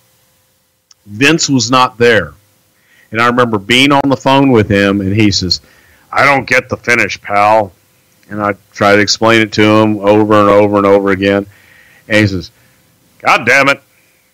Call Dusty did those goddamn rope match things. Call Dusty and get a finish. I said, Vince, Dusty works for TNA. So? Just call him and tell him we need a finish. I was like, okay, I'll get right on that. But so my point being that did you really call? I did, to tell Dusty the story, and I actually pitched the finish I had. He goes, God damn, baby, that's fucking genius. I like it. That's but and that finish was actually a finish that I had stolen from Wahoo McDaniel years before. But yes, I did. I called Dusty to tell him, essentially, Dream, you're going to love this. I'm sitting here in California. Vince is not here. We got a bull rope match tonight, and he doesn't like the finish. He told me to call you and get a finish. Well, quote, baby, I could forget more bull rope matches than I've been in. What you got? And I gave him what I had. He goes, that's a damn genius finish, Pumpkinhead. And needless to say, we didn't do it. But, oh well. We'll talk about that, when we get to that Great American Bash thing at some point. Yeah, it's But so to answer your question, I'm sorry, Conrad, you asked me a fucking question. I haven't answered your question. Is sometimes you just get there and we'll set the fucking thing up and figure it out. Sometimes, 6 months ahead of time, and sometimes you just set the motherfucker up and go, oh, I didn't know that it looked like that.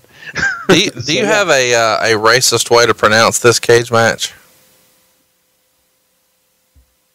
What are you talking about? I'm just saying, you have a Mexican offensive voice. Do you have a way to...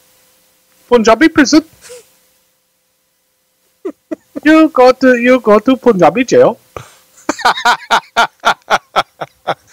Do you know how we came up with the Punjabi prison match?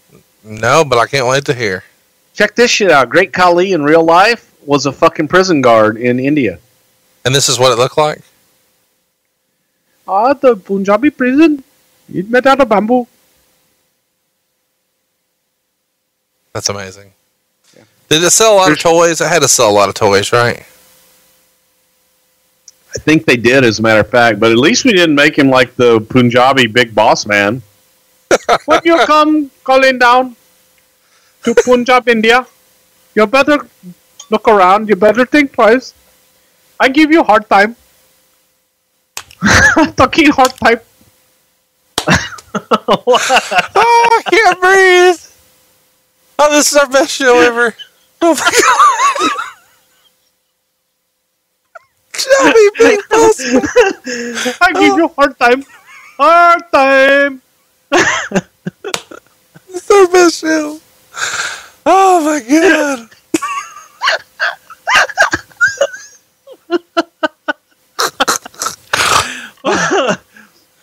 Listen, folks, please don't. There are no offense. That is not. I'm getting ready. I'm going to India at the end of the month, for fuck's sake. This is our. Maybe Mr. Prichard, is this you? We listen to you all the time here on the Punjabi podcast.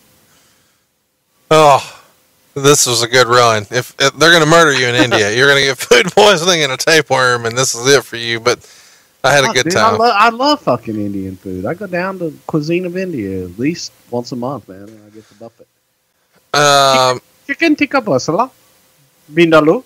Okay, you're going to need to stop that, or I'm not going to get through the rest of this. Hey, now's a good time. Chicken. You like naan? Now's a good time for you to go ahead and take to Twitter and tag at Prichard Show that this is the greatest wrestling podcast of all time. Do that. Tell your friends.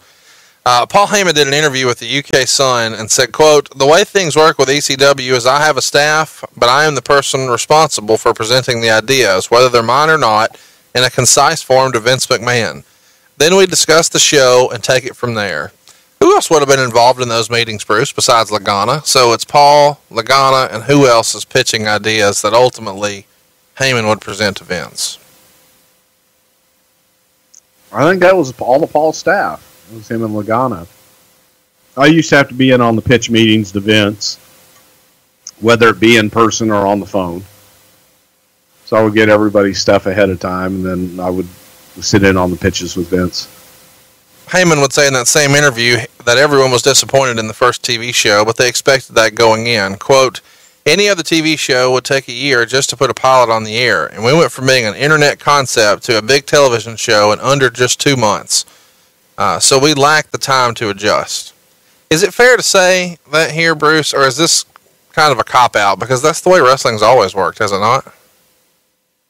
Well, no, it's a cop-out. It is the way that wrestling has always worked, and it's either good or bad. You know, same concepts that had less time than that were successful. So this just wasn't that good. Sometimes they're shitty ideas. Sometimes they're just good ideas. In that same interview, they wanted to know what the new vision for ECW was, and he said it was the same as the old vision. Quote, we want to be ahead of the curve. We want to have the most compelling and realistic characters. By way of example, CM Punk is someone whose debut is so highly anticipated based on the fact that the interviews we've aired are so real, articulate, and intelligent. They're not the over-the-top 1980s, I'm going to kick your ass, brother kind of promos. Shannon Moore and even the Vampire also represent huge audiences out there who are into those types of concepts and lifestyles. Another thing is, we don't deny the influence of mixed martial arts, which is huge on a worldwide basis, but it's different to anything on Raw or SmackDown right now. The cruiserweights on SmackDown have been tempered, but in ECW, we're going to go all out with them. So the difference in ECW to the 90s is us simply recognizing that the cultural shift is and playing to it. I think this sums up what made ECW great originally, being ahead of the curve. But man, by now, here in 06, those days are long gone, are they not? Sure, and it's great to say and very articulate in how he said it. However, you're only as good as your last hit. Absolutely. His message to ECW fans who are unhappy with the product was, quote, the bottom line is ECW is going to move forward with this audience or without, with Paul Heyman or without, and with Rob Van Dam or without. If the audience likes certain things, it's in their best interest to let everybody know. And if the audience doesn't like something, they should also be very vocal about it. But being vocal sitting on your couch doesn't help. You have to be there and say, hey, I don't like this direction. It sucks. I want it to change. You have to be in the game to win the game. And if the audience wants ECW to go in a certain direction, you can't just sit at home and bitch about it. You've got to step up and let your feelings be known, because it's going to move forward with us or without us. And Bruce, to me, this sounds like Paul has already given up and has resigned himself to thinking, hey man, this is Vince's now, and it's only a matter of time before I'm out of here. Did you think that was the case a few months in? I think everybody did. I think there were those of us that felt it was the case long before we even launched our first show. But that was the sentiment, and we knew that Vince was going to put his spin on things. To think anything else was just simply a pipe dream. Rene Dupree in ECW. Was this a rib? Why is that? I don't know. Just doesn't feel like a place where Rene Dupree would be. But he is. There you go. If you've never seen it, go out of your way to see the August 1st, 2006 match on ECW television between Batista and Big Show, just to see the crowd reaction from the fans inside the Hammerstein Ballroom. The fans are actually chanting, change the channel, and Taz even acknowledges it on air. Bruce, were you at this show, and did the guys get heat in the back for what they did after the match, where they teased a fight and then hugged it out and then flipped off the fans before going to the back? Thank God I was not there. Why? Because I didn't have to go to a lot of ECW stuff. Not that. Why, thank God? Well, just simply that, because it was ECW, and I hated the push and pull between Paul and Vince. It was exhausting. Well, it's good news on the home front, because by September, Sci-Fi had extended the contract through the end of 2007, which was great news. It was actually the best rated show on their network, averaging 2.7 million viewers per week. The replays were only getting like 50,000 or less, but the first run shows were considered a huge hit. And Heyman was actually quoted on Wwecw as saying an hour was a godsend, but he wanted 75 to 90 minutes one day. Is the advantage to being on Sci-Fi, and I'm not saying this to be funny, I'm being serious, is the advantage to being on Sci-Fi that everything else there sucks so badly that it actually makes your shitty show look pretty good?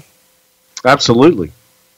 I mean, in comparison, when you're either going to watch whatever the hell else that they had on the channel, or the throngs of people, good or bad, that simply came to the Sci-Fi channel to watch wrestling and to watch ECW, and that was the only wrestling that was on there. So, yeah, it made you look great. The first ECW TV deal was paying the company about $169,000 in rights fees from Sci-Fi for each episode. Talk about typical television expenses for a minute for those who may not be aware of how expensive taping television could get. Roughly for a day of taping, you're looking, and again, dude, I haven't been involved in the budgeting of a television taping in probably 5 years. But for WWE, it can be anywhere from $800,000 to $1 million a day production costs. Which is why it makes sense for them to tape piggybacked on top of the SmackDown show, because this 169 is not going to be enough on its own to be sustainable. ECW would get renewed again on October 23rd, 2007, this time through the end of 2008. The network president at the time was Bonnie Hammer. Bruce, did you ever meet Bonnie, and how was she to work with? I worked with Bonnie a lot. Bonnie was, she was a joy to work with, and she was a joy to work with because in many ways, her dealings with the WWF is what put her on the map at USA Network. She got us almost as a, I want to say a punishment, but kind of a consolation prize. And when we became the darling of the USA Network and were pulling in record ratings, Bonnie took a lot of that credit. And rightfully so, because she was very involved in it. But all of my dealings I ever had with Bonnie Hammer were good. She was straightforward, honest, and a really nice lady. When Balls Mahoney was popped for a wellness violation in September, were you surprised? Extremely. Let's talk about Matt Stryker. He's working some shots here, doing his classroom bit, and many folks listening may not know the story about how all of that came to be for him and the controversy that surrounded him originally. Can you kind of catch everybody up to speed and give us a good Matt Stryker story? Matt was a teacher in New York, and Matt used to use his vacation time and days off or whatever he accrued to go and wrestle. So he, whether it be in Independence or come to Monday Night Raw or SmackDown, whatever we would have for him from time to time. And Matt ended up, because of his exposure on Raw, getting fired as a teacher because he was not sick. He, was going off and wrestling on national television. So eventually you're going to get caught.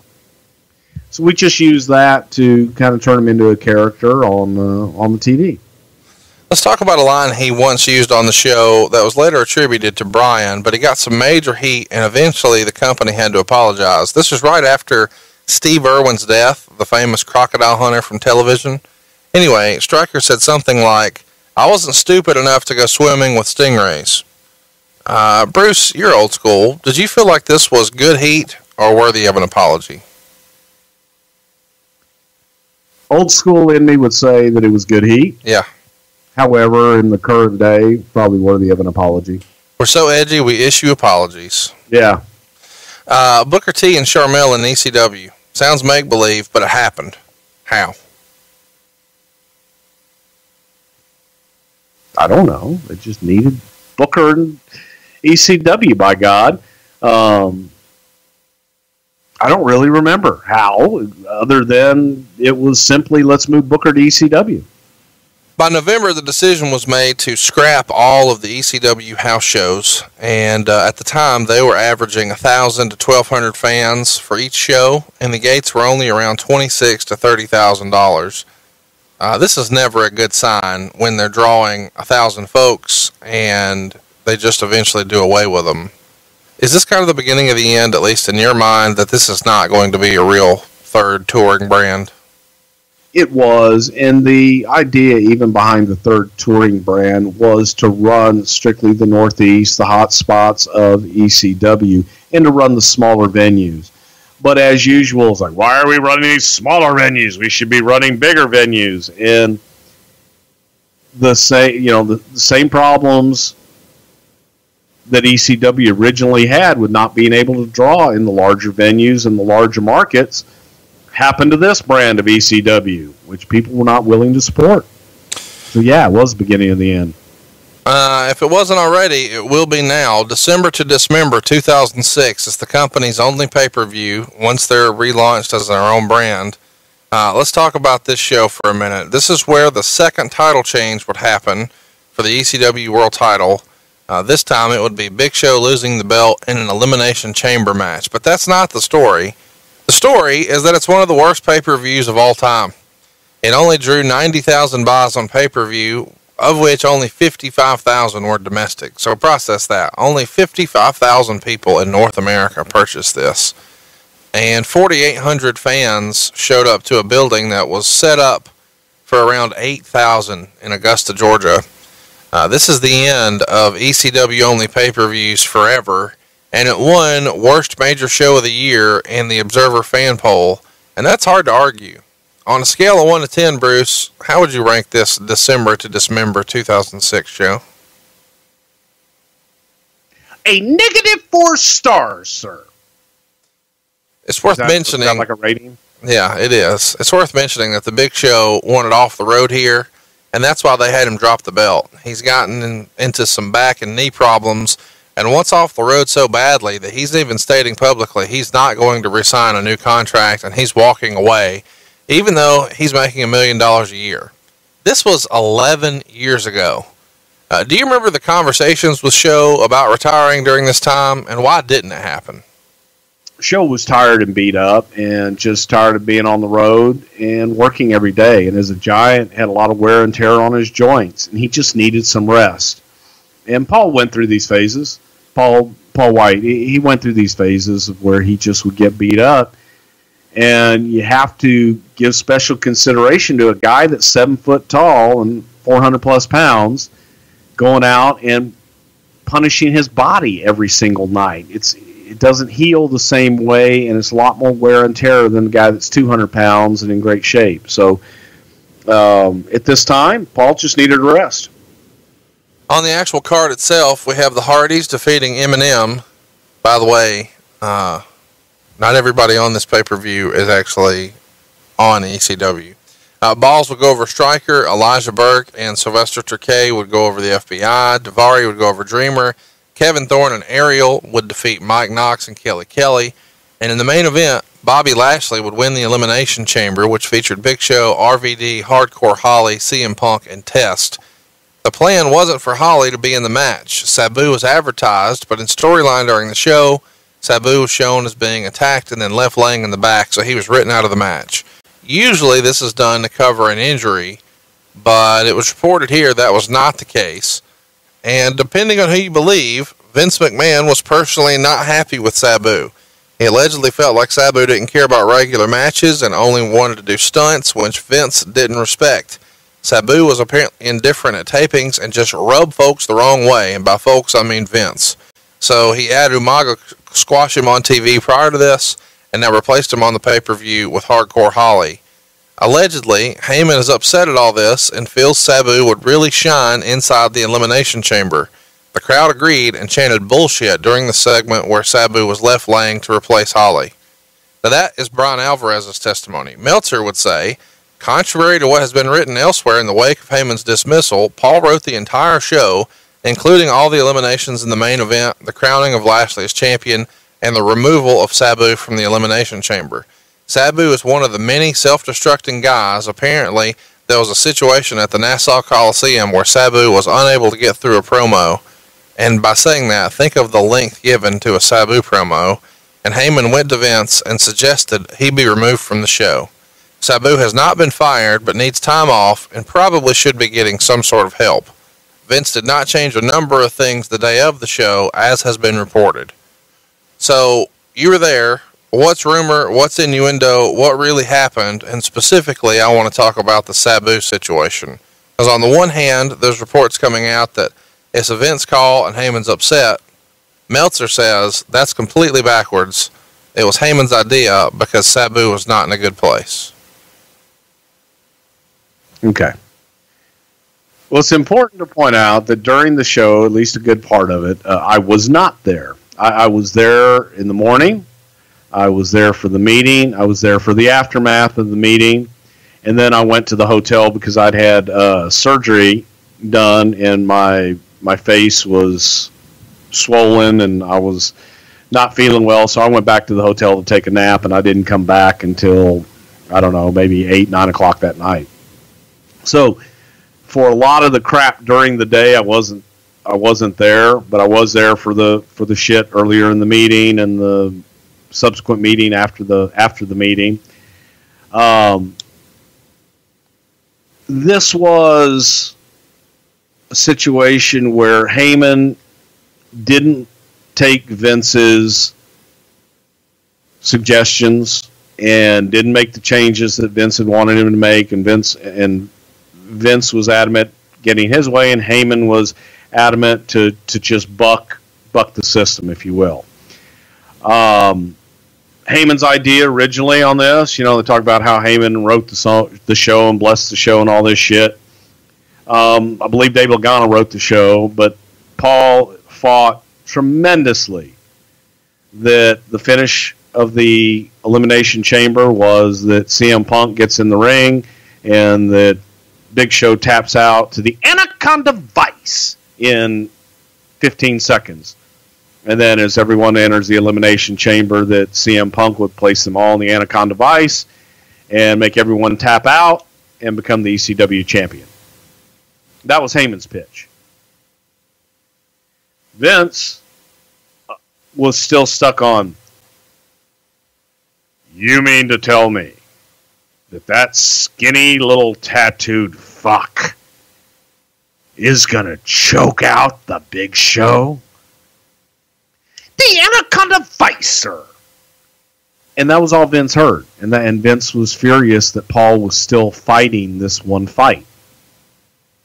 And Vince, knew they were taking it off a Big Show, but he saw Bobby Lashley as the guy and really wanted to elevate Bobby Lashley. And that was how Vince saw this Elimination Chamber. It was ugly. It was bad. It was a moment where there were points that I wanted to just slap the shit out of Paul and say, man, just shut the fuck up. It's, we're past the point of arguing now. Just let's go and get this done. And Paul continued to fight and continued to fight and continued. One more volley, if I may. And that one more volley turned into his last volley. Vince was just done. Didn't want to see him anymore. And that was kind of the end of Paul. The Sabu stuff in particular, going back as to how Vince saw Sabu. Vince saw Sabu as a character, and Vince liked the Sabu character, but he wanted Sabu to speak. Heyman did not want Sabu to speak. Because he can't. And I'm sorry? Because he can't. He can. Actually, he can be very engaging and very entertaining as Terry Brunk. However, as Sabu saw himself one way and Heyman saw him one way, and neither one were willing to try and broaden that character beyond what they saw. And that did infuriate Vince, the fact that they didn't want to do more with it. So, in my opinion, I kind of think that Heyman, because Heyman feels that he's the one that first gave Sabu the exposure and made Sabu that was his creation. When in reality, Sabu's creation, or the Sheik's creation.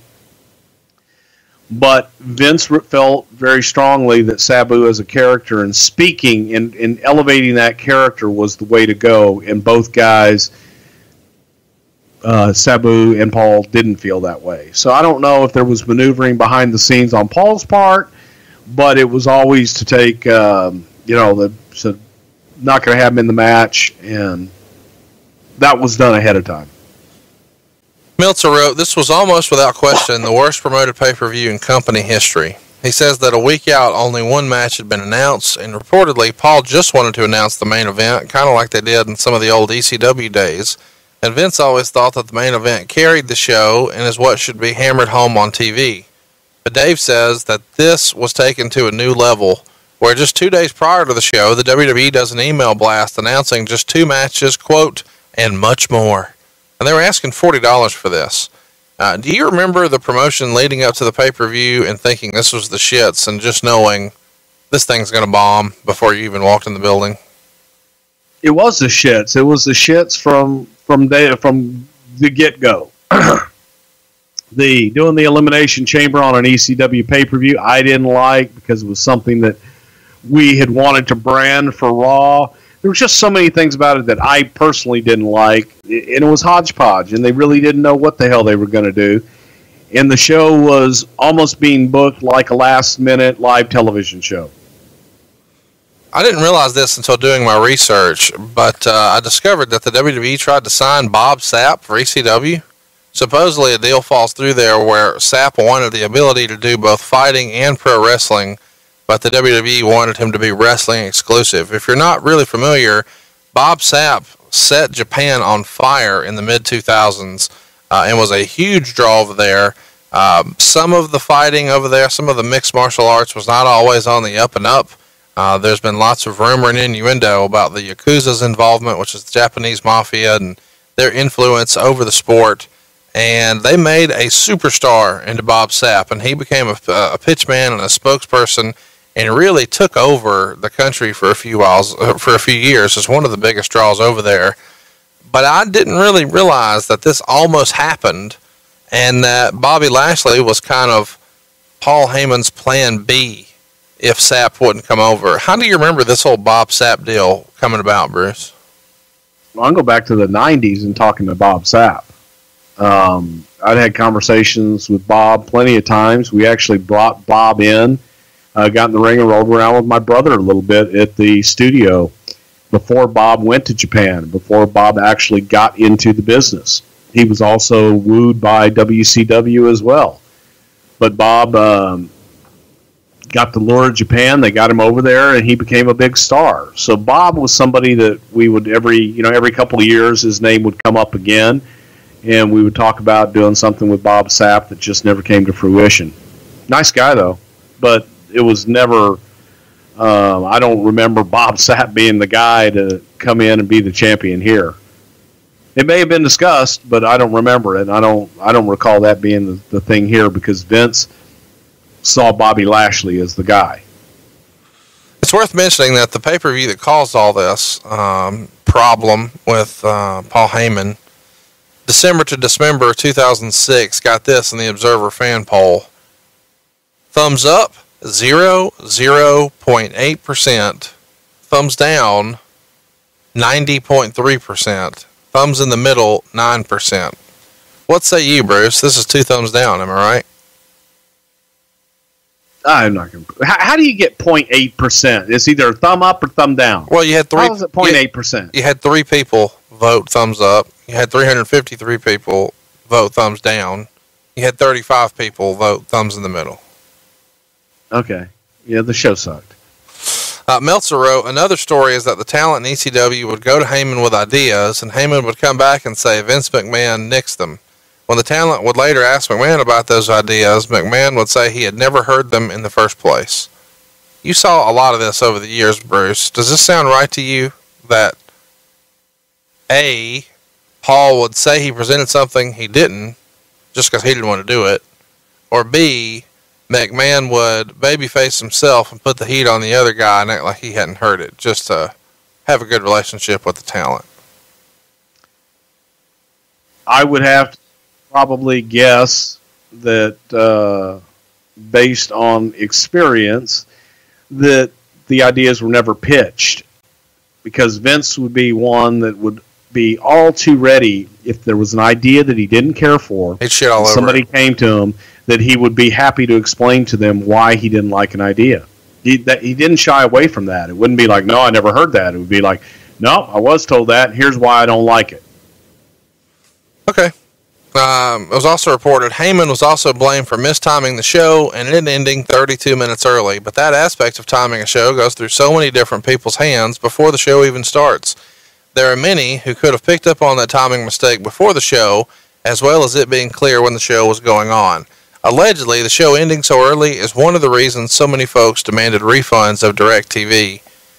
Bruce, how can all of this be Paul's fault with so many other folks involved in this whole process with timing the show? Well, essentially, if you're the head writer, it is going to fall on you, and it is your responsibility, and you should know it before it ever gets to anybody else. I mean, that's 101. But the fact that it got through so many hands, whoever was at gorilla position should have got it beforehand. And maybe maybe it was timed out right, but maybe guys went home early. Maybe other shit changed in the middle of the show. I don't know. Internally, this is from Meltzer. Internally, the blame for the pay-per-view went to Heyman, who was supposed to get the script of events several weeks ago. Heyman didn't finish the script until last week, and all the finishes and much of the show, particularly undercard, was his. Because of the timing of the finished script, the only match Vince and Stephanie had major input on was the Elimination Chamber match. The only thing that may have been different is the eliminations, as we have disputed stories as to whether Heyman wanted to protect Punk and have him beat the Big Show first with the Anaconda device, so he'd come off strong, even though he would later be eliminated. So you just kind of shared that story with us, but this whole script coming in late thing, is that news to you, or is that the way you remember it? Well, first of all, that's fucking bullshit. We would turn in pay-per-view scripts. If the pay-per-view was on a Sunday, we would turn in scripts usually on Thursday or Friday beforehand. Well, there you go. So we would talk about matches, we would talk about finishes and all of that ahead of time. But there's no, good God, if somebody were to turn in a pay-per-view script 3 weeks in advance, Vince would laugh at that. So that's not the way it was done. That's somebody who wants to spin something and is all rumor and innuendo and total 100% fucking horseshit. But it is possible that they have the story right, just the timeline off. Maybe the script was due in on Thursday, like per usual, but he didn't submit it until Saturday. I'm not saying that's what happened. I'm just saying maybe it was still late, just not weeks late. Knowing Heyman, it probably was late. Yeah. There you go. Okay. So the next day, Heyman is called in for a closed-door meeting with Vince, and both of the guys get very upset and bitch at each other, and neither wants to back down. Vince is blaming Paul for the DirecTV complaints and the poor pay-per-view reviews from the night before. Heyman says it's Vince's fault because of all the limitations he's put on ECW with toning down the violence, and Vince believing that they were having unrealistic matches. Specifically, Vince, again, blames Paul for getting the show script submitted late and not allowing Vince and his crew to kind of put their changes in place. The common feeling, at least amongst the office at the time, as reported in the newsletters, was that Paul had been phoning it in since September. That's the way everybody feels, that he had kind of forfeited that this was ever going to be successful and just phoned it in, doing the bare minimum. The WWE would release a statement on their website that afternoon that seemed like Vince sent Paul home as an angle, but it wasn't. Although Paul was fired, or so he thought, when he's told to pack his bags and go home, Stephanie addresses this in a writer's meeting the very next day and says that Paul was not fired and instead just replaced as head writer. He was still very much under contract. It's worth mentioning he had two contracts, one for an on-air performer and one in creative. You see this commonly with Vince McMahon or Stephanie or Triple H. They'll have an office gig and then they'll also have an on-air contract as well. But this was not the first time that Paul was sent home. We'll talk about that in a minute. But what do you remember about this particular closed-door meeting the day after the pay-per-view? Does anything stand out to you? It was a foregone conclusion. It was Vince basically getting the match in the ring, getting through the pay-per-view, and he was done. He was done with Paul after the meeting on Sunday. He was just done. So this was the final nail in the coffin, and for all intents and purposes, Paul was done. He even said so on the pay-per-view. There's a promo in the middle of the show where if you go back and you watch it with the hindsight of knowing what's going to happen, Paul knows this is it. And he even said, he finishes the promo by saying, "I'm done." And this is the third time, this is Meltzer's words here, this is the third time he was removed from a major creative position, as he was twice on the SmackDown creative team, once as head writer and another time as an assistant. In both cases, he was sent home and months later given a new assignment but was never let go. In both cases, from a business standpoint, things did well under his watch. The first time when he was running things, SmackDown was doing better as compared to Raw at almost any time. The second time, it coincided with a rise in SmackDown ratings, although I wouldn't make the connection as strong because he was not the head writer and there were other mitigating factors in that increase. But the same level of success would not be the case here. Heyman also had a handle in running the booking for OVW before ECW was brought back. OVW, at least at last look, was in shambles dating back to when he left. It is unlikely, but always possible, he could be put back into that position. Unless it's perceived his attitude is so bad that he shouldn't be around, that would at least make sense because it plugs a hole and he can start making new stars these days, which is a much lower priority than it should be in the WWE. Can you tell us anything about the other times he was sent home, Bruce?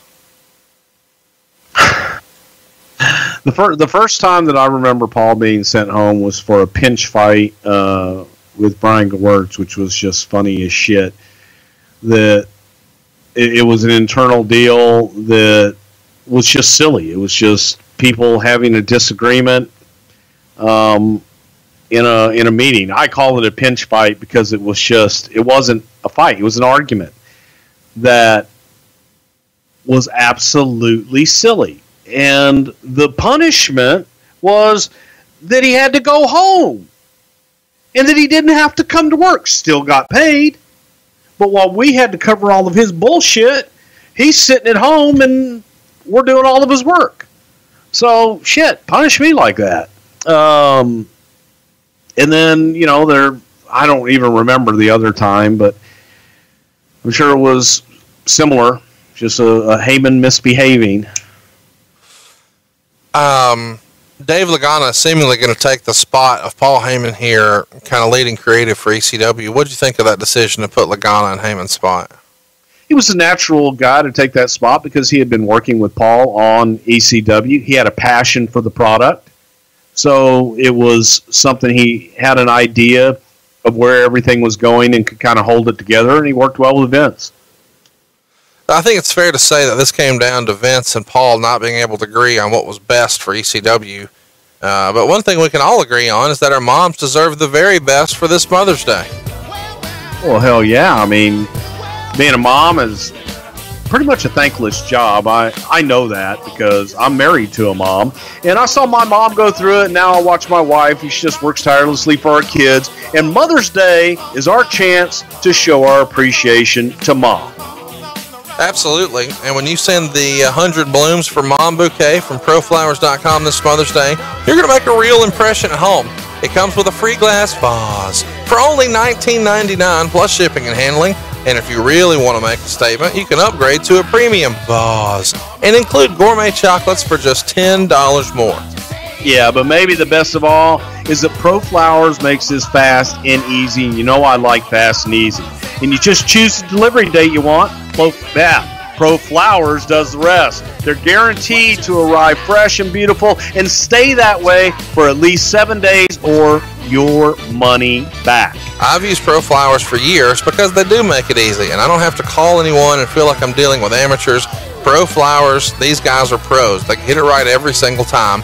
And the ladies in my life always tell me they think that Pro Flowers flowers actually last longer. Great point. And don't forget all the moms in your life this Mother's Day, whether it's mom, grandma, wife, or any other mother figures this Mother's Day. The only way to get 100 Blooms for Mom with a free glass vase starting at $19.99 is to go visit proflowers.com right now. Go click on the microphone in the top right corner and use my code, WWE. That's proflowers.com, code WWE. When you click on the mic, this stunning bouquet sells out fast, so be sure and order early. The next title change would happen at Backlash in Atlanta in April 2007 when Bobby Lashley lost his ECW World Championship to Vince McMahon, who won a handicap match with his partners Shane McMahon and Umaga. That's right, Vince McMahon was the ECW World Heavyweight Champion, and this, of course, is on the heels of WrestleMania where Trump was involved. So a lot of the same players are involved here. After he wins the match, he makes a couple of victory laps around the ring, doing a huge celebration. And then later in the back, he's celebrating, saying no one is more extreme than him. He drinks the Sandman's beer and takes Tommy Dreamer's cane. And he's wrestling here in sweatshirts. So maybe the Mr. McMahon physique of a few years ago has subsided a little bit. And he's probably self-conscious about his hair having just been shaved at WrestleMania, because we're treated to Do-Rag Vince here, which is maybe one of the things I look forward to talking about the most with you today. Do-Rag Vince. Do you remember any specific conversations about Vince putting the belt on himself? And more importantly, I think we all need to know about the do-rag. First of all, his arms look great. Take it back, Conrad. Okay, I take it back. I just couldn't help but notice that he wrestled without a shirt when he was wrestling Austin in '98. Here we are 9 years later, and he's wrestling in a sweatshirt. But what I'm more interested in is what he's wearing around his waist and what he's wearing on his head. Vince made himself the ECW champion and is wearing a do-rag.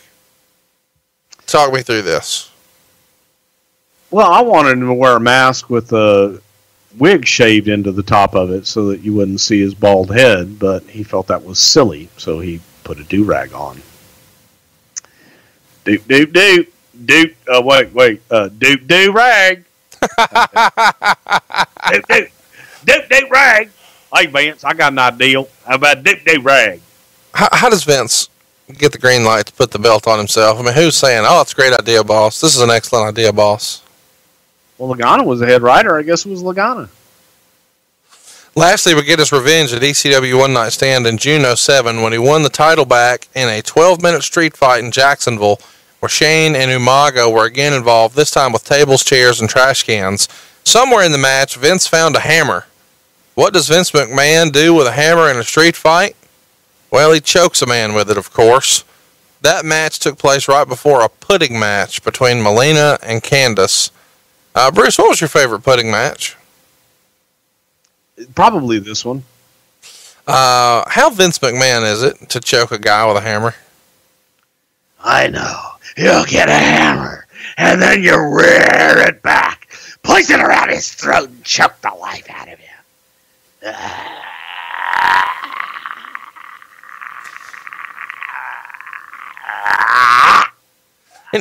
Any fun stories of Lashley working these matches with Vince? No, this was simply an attempt to get Bobby and have Bobby be the guy. Vince really liked Bobby Lashley and felt that he could get him to the next level. It was logical coming out of WrestleMania to put Lashley up there and try and, in his own way, reincarnate the Vince Austin stories with Lashley here. Lashley making Vince suffer the ultimate humiliation and having his head shaved, was a logical transition to move to Lashley and Vince. Did Vince feel like he needed to be on TV since ECW ratings were dipping? I mean, it feels like that's kind of the fail-safe. If ratings are down, throw McMahon on. Oh, boy. If you were to hear it from Vince, Vince would tell you no, that his goal was always to get him off TV. Blow me up and kill me. I can't be on TV if I'm dead. Oh, that shirt's available over at BrucePrichard.com too, folks. But it always seemed like the fail-safe. You're right. Whenever ratings started to dip or there was interest that started to wane, let's put Vince back on TV and spike the ratings. It's hard to argue with it when it worked. Well, this is kind of a no-win spot, right, for Lashley? I mean, I'm sure Vince enjoys working matches like this, even though he denies it. But there has to be pressure for Lashley and Umaga. It's a no-win spot, because if it's awesome because Vince was involved. But if it's not awesome, I mean, there's not a worse spot to be in than making Vince look bad on TV, is there? Oh, yeah, it's tough, but at the same time, it's an opportunity. And it's an opportunity to step up and be the center of attention for everybody. Lashley only held the belt for about a week before being drafted to Raw and thereby stripped of the belt, so they had a tournament. It came down to Chris Benoit versus CM Punk for the vacant ECW World title at Vengeance Night of the Champions in June 2007. Benoit won the right to be in the match on June 19th, winning his last televised match against Elijah Burke. Of course, Chris Benoit no-showed the pay-per-view that day, and Joey Styles made the announcement that Benoit was out for a family issue. The issue was that he was dead and had in fact murdered his entire family that weekend. Johnny Nitro took his place in the match, which was CM Punk's first world title shot in the company. And of course, as we know, Nitro would win the match and become the 6th WWE ECW champion. According to everything I've read, Benoit was supposed to win the ECW world title that night. And I think there's even promo shots out there of him with the belt. Bruce, can you confirm that the plan was for Benoit to beat CM Punk and become the ECW champion here at the pay-per-view? Yeah, that was the plan at the time, yes. Have you ever talked to the Pope at TNA about having the weird distinction of having Benoit's last televised match? No, I haven't. Why was Johnny Nitro chosen to replace Chris Benoit? Nitro had balls. Nitro was somebody that was coming up. He was a guy that always had different ideas. Johnny Nitro and The Miz both, they did a lot of things on their own to just try and get over, and they were willing to try something new, and they were always out there fighting and striving to get over and willing to do whatever it took. So it was an opportunity to reward somebody for their hard work and see, let's put the championship on him, let's see how he does with it. If Nitro wasn't the choice, who would have been? Would probably leave it on Punk. Yeah, so they'd have just thrown somebody else in there and let Punk win it? Yeah. Punk would get his revenge and beat Nitro at the Last Chance match, which was taped for an ECW show in Cincinnati. It was a tape show that aired on September 4th. Heyman was on the outs by this point, of course, so who became the new advocate for Punk here? Well, I don't want to say that I became the new advocate for Punk, because I think that the younger guys were all big fans of Punk. But what happened was, listening to people describe Punk was painful, because nobody could describe who he was, what he was all about, or anything else. So I took it upon myself, because for the record, I didn't know either. And I was guilty of tuning Punk out because of how hard, Heyman supported and how hard he pushed. And the harder he pushed, the harder we probably pushed away. But I also felt that Punk really wasn't getting a fair shake, my opinion. That he was being lumped in as a Heyman guy, and that he was being ignored because Paul pushed so hard for him. And I started feeling bad for him, because when you would have conversations with him just one-on-one, he's a very interesting, clever guy. I took a camera, and I took CM Punk, and we went up into the stands in the arena one day. And I just talked to him on camera for roughly, an hour and a half, 2 hours. And I asked the questions that people didn't have answers to. Was things like, tell me the stories of the tattoos. Why do you have Pepsi on your shoulder? Why this tattoo? Why that tattoo? What is straight edge? And he just talked. And the more that he talked, the more interesting he became. And he became a real person that I felt that our audience could identify with if we just told that story.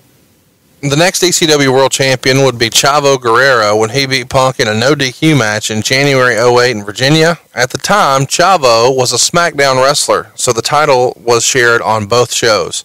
Pay attention here. Kane would win the ECW World title as a SmackDown wrestler at WrestleMania 24 in Orlando, and 2 days later defected to ECW full-time before being drafted to Raw in June, and therefore making himself the only SmackDown ECW champ, and Raw ECW champ.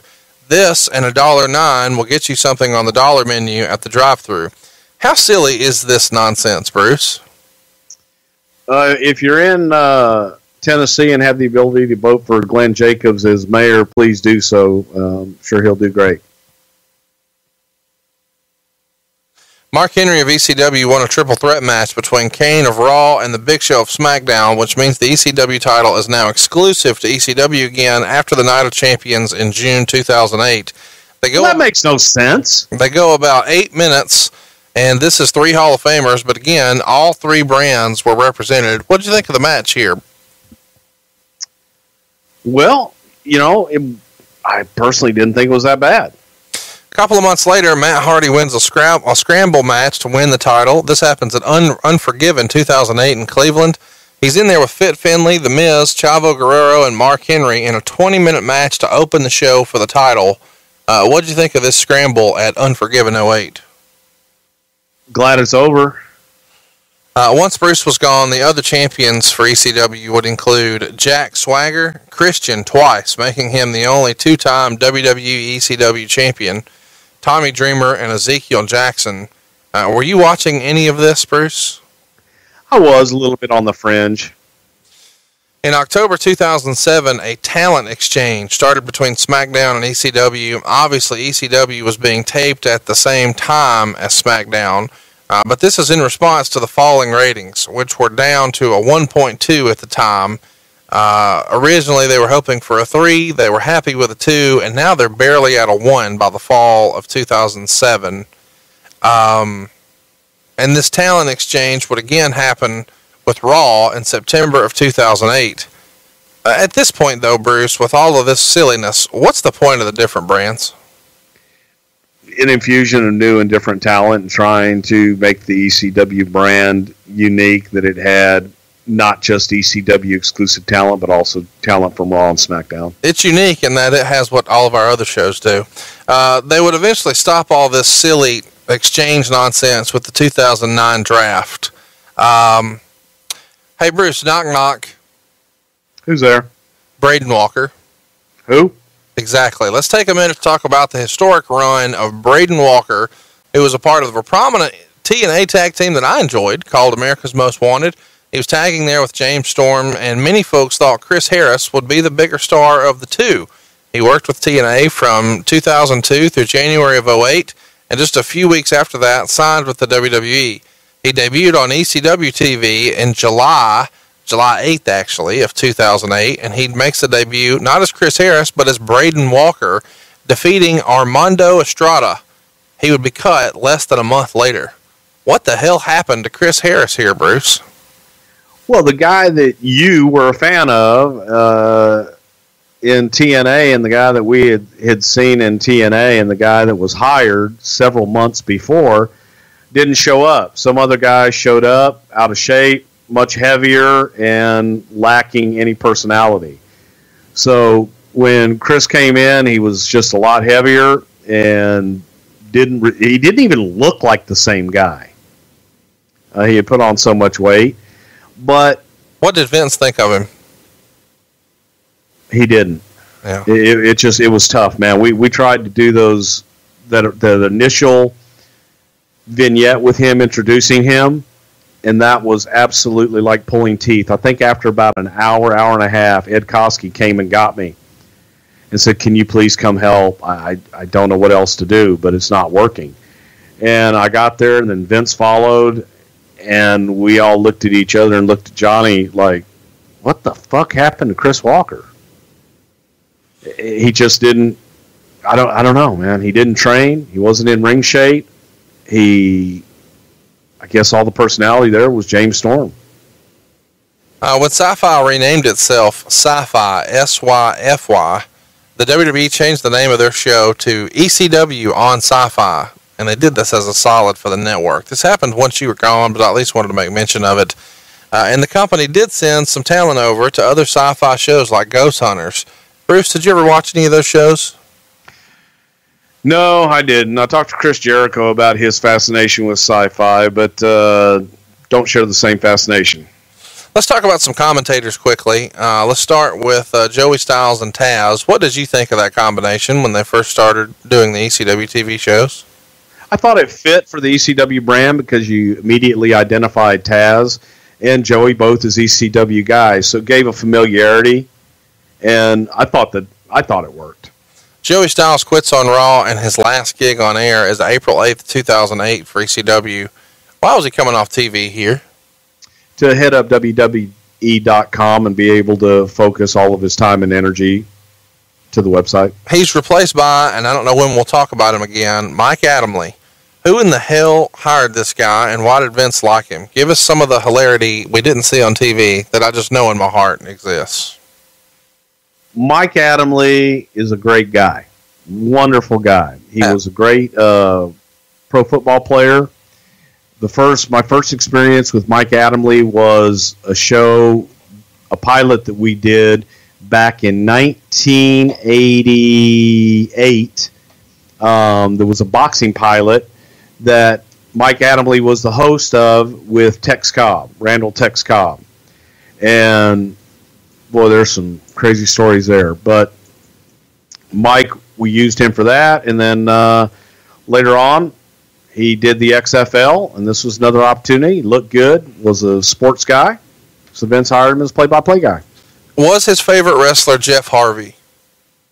As a matter of fact, yes. Mr. Harvey was at the top of the list. That only lasts a few months before, mercifully, Todd Grisham replaces him. We haven't talked about Todd much on the show. Any fun stories of working with Todd? I don't know about fun stories, but Todd's a great guy working over doing... What's he doing now? He's with UFC now. ESPN, doing a little bit there. Yeah. But he left ESPN. I think he's with UFC now. Okay, cool. Hey, Taz leaves in the summer of 2008. How'd that go down?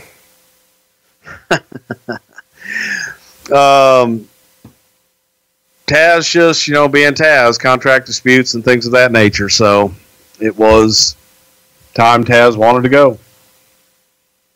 That's all you got? That's all I got. All right, let's wrap up our commentator talk, and let's ask you about Matt Stryker. He would go on to take Taz's spot and join Todd Grisham. I feel like this was an underrated crew, the pairing of Grisham and Stryker. What were your thoughts on Stryker as a commentator? I thought Stryker's a good commentator. I thought he was good here, and I think he's good on Lucha Underground too. He's articulate, witty, and has a bit of a heel slant to him, but I liked him. Did he get a lot of heat for saying marking out on that Rumble show? Is that ultimately what was the nail in his coffin with Vince McMahon? I don't know. I really don't know. I don't think that Vince liked him as much, but I always did. Let's talk about the authority figures on the show. Paul Heyman was the representative, that's what they called him, from May to December of 2006. And then Armando Estrada was GM from August 07 to June 08. Was this just you guys needing something for him to do? And nobody wanted him on Raw or SmackDown, but you just knew he could talk, so let's throw him on ECW? It was an opportunity to try and give him a chance to see how he'd do on another brand. How do you think he did? I think that his character was one better suited for a managerial role. I agree. Teddy Long would take over. That would happen in June of 08, and he would carry that position through April 09. To me, I don't know about you listening at home, but nothing says ECW like a tag team match, player. Holla, holla. Holla, holla. Is this a rib, Teddy Long being the GM of ECW? Why not? He's got experience in the general manager role. I'm not arguing that. In time, of course, WWE would start to cut production costs for ECW too. They originally were doing things like changing the ring ropes, the aprons, etc., just like they do for the cruiserweights now. They even set cameras up in different spots to try to shoot it differently. And allegedly, Heyman wanted them to darken the arena to make it just feel differently. But Kevin Dunn argued that he thought that made it feel cheap to the WWE viewer. Eventually, all of this effort goes away, and in time, it just becomes more and more of a WWE show. Bruce, this is a telltale sign that Vince has just given up on the idea of making this its own brand, and he's just trying to honor the TV contract through the end. Am I right? I think he had given up on it before that and, was just trying to do something that he felt was right for the TV, the product itself, I guess. But it just was, it was a dead brand going in, my opinion. It's a little silly thing, but the rules actually changed for ECW over time too. As you may remember, in the original ECW, guys didn't get counted out or DQ'd really. It started that way here too, but eventually the rules became more WWE rules unless it was noted as being a quote-unquote extreme rules match. Bruce, this seems like something that the Inner Circle would have wanted to do, because they feel like if you use chairs in every match, then you need to use tables, then you need to use barbed wire, then you need to use thumbtacks, then fire, then a gun, then organ donation, etc. Would you agree? Yeah, because after the first 50 chair shots, after number 3, it doesn't mean anything. If somebody's trying to change the rules on you, you need to go visit our friends at rgt4law.com right now. Did you know there are billions of dollars set aside for asbestos victims and their families? If you or a loved one has been affected by mesothelioma or an asbestos-related cancer, you can call 855-748-4529 for a free consultation. That's 855-748-4529. Or visit rgtforlaw.com for more information. Robert Taylor, R.G. Taylor II, PC & Associates, Houston, Texas. Well, we always want to give you all the details. We're going long here, so we're going to try to rapid fire and get through everything else WWECW. Let's run through the Piper's Pit style segments that ECW produced. I'm sure there's some fun stories in here somewhere. Kelly's Expose became the Extreme Expose, and it was an in-ring stripping or dancing routine with Kelly, Layla, and Brooke Adams. Any fun stories about producing these segments? That's how Brooke Adams got her gig. She's a dancer, and she's a choreographer. Between her and Layla, they knew how to dance, and so you could kind of hide Kelly with those two in there. And it was a relief, a respite from wrestling. Stryker's Classroom was essentially an updated version of the Dean Douglas character a decade before. Who did it better, Matt Stryker or Shane Douglas? The genius. 15 Minutes of Fame with John Morrison was another segment that was done on ECW TV. Is there a more underrated guy not with the company today than John Morrison? No, I like John. I think this was a great vehicle for him. He partnered with The Miz to do a segment called The Dirt Sheet. Tell me this isn't a rib that there's a segment on WWE TV called The Dirt Sheet. No, this actually what kind of got them over with me is how hard they worked, and they produced all this shit on their own and did it all on their off time. Real quick, we're going to do a word association. I want you to think very quickly. We're going to go rapid fire, and I'm just going to run through some of the names that were on the roster, and maybe a lot of these we haven't ever discussed before on the show. Are you ready? Okay. Ariel. Elvira. Alicia Fox. Foxy. Armando Estrada. Mike Subs. Balls Mahoney. Santa Claus. Bam Neely. No clue. Big Daddy V. What if we put him in spaghetti straps and no top and had his puppies hanging out and call him Viscera? Big Guido. Russo. Bobby Lashley. Bad Mamma Jamma. The Boogeyman. Worms. Brian Majors. No clue. Brooke Adams. World class rear end. C.W. Anderson. Vanilla. We got lots of questions about this one. Colin Delaney. Ice Milk. Tell me some Colin Delaney stuff. I don't know why, but we got the most questions about him and Shelly Martinez, a.k.a. Ariel. Tell me about Colin Delaney. Colin Delaney was essentially the modern day version of Colin Delaney is James Ellsworth, whatever his name is. That was our Colin Delaney. Took a great ass whooping. Well, so there you go. That's it. DJ Gabriel. Not much, man. Nice guy. Davari. The Flying Carpet. Danny Doring. Elijah Burke. The Pizzo. Evan Bourne. Fantastic. Francine. I'm curious about her because she wasn't utilized a whole lot here, but she was a big part of the original ECW. What was Vince's takeaway of Francine? Never got it. Gavin Spears. Who? The Great Khali. Don't do it. What No, just skip it. Skip Hardcore Holly and the awful cut he got on his back during that table spot. Do you have a fun story that you can share with us there about Hardcore Holly or that cut on his back during the table spot with Rob Van Dam? The true definition of hardcore was Bob Holly. Jack Swagger. A legit fucking badass. Yeah, and great pick for a world champion. Jazz. Another legit badass. Just Incredible. I always just saw Justin as PJ. Katie Leah Burchill. Katie Lee. Provocative.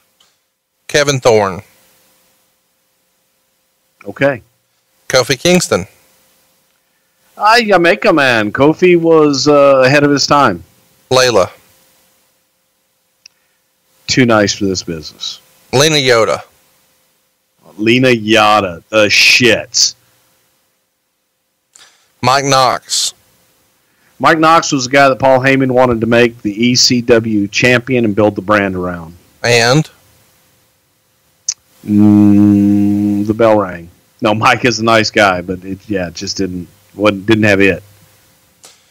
Marcus Corvon. I loved him as Monty Brown in TNA. What happened here? Why wasn't he a bigger deal in the WWE? Same reason what happened in TNA, personal demons. He had just personal family issues that prevented him from growing. Matt Stryker.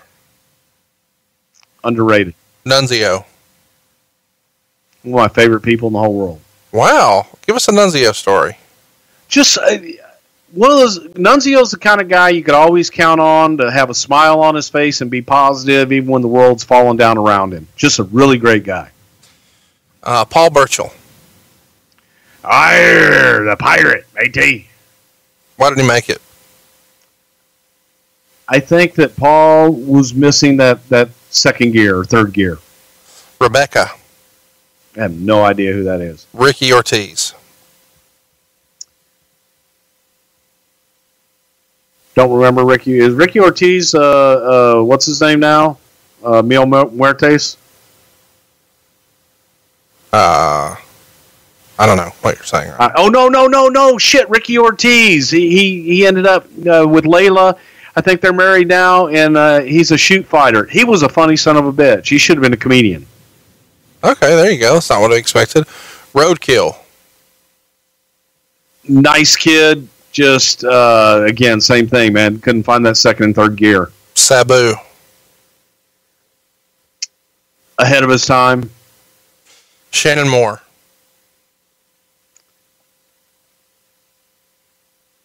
Interesting. You wanted to shit on him there and you stopped yourself. No, I like Shannon. Dillagav. Do I look like I give a fuck? I like that. Shelton Benjamin. Shelton Benjamin, again, one of the truly badasses. Back in the old days, Shelton Benjamin would have been world champion. Snitsky. Hilarious. Likes feet. Stevie Richards.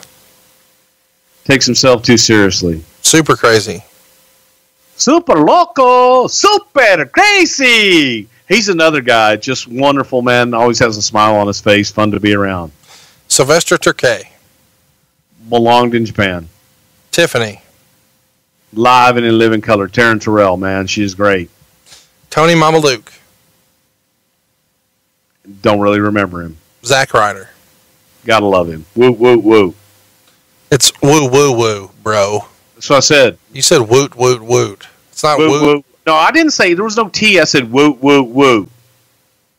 Woot, woot, woot.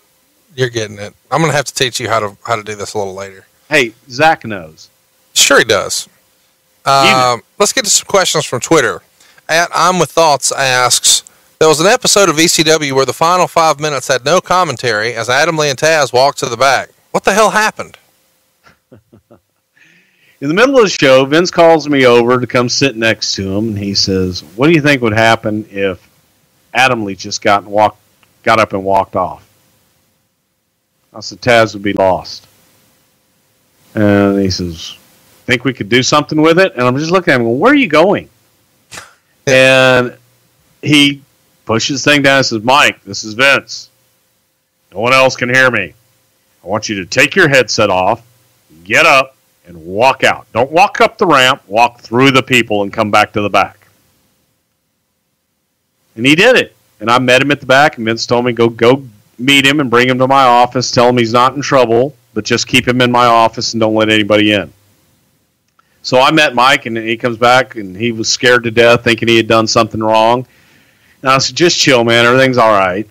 And then at the right time, I had Taz come back, and I went and met Taz, did the same thing. And I brought Taz, and this was the funny part, because I didn't know what the hell Vince had in mind. and I bring Taz and Mike into the room together. Now, Taz doesn't know if Mike just left. Taz has no idea that Vince told Mike to leave. And Taz is pissed off. He wants to beat everybody up and all this shit.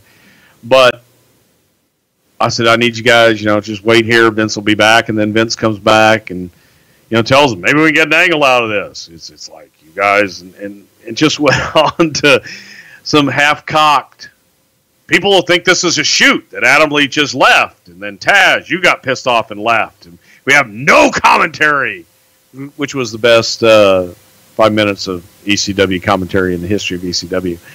But it was just one of those weird spur-of-the-moment things that Vince did.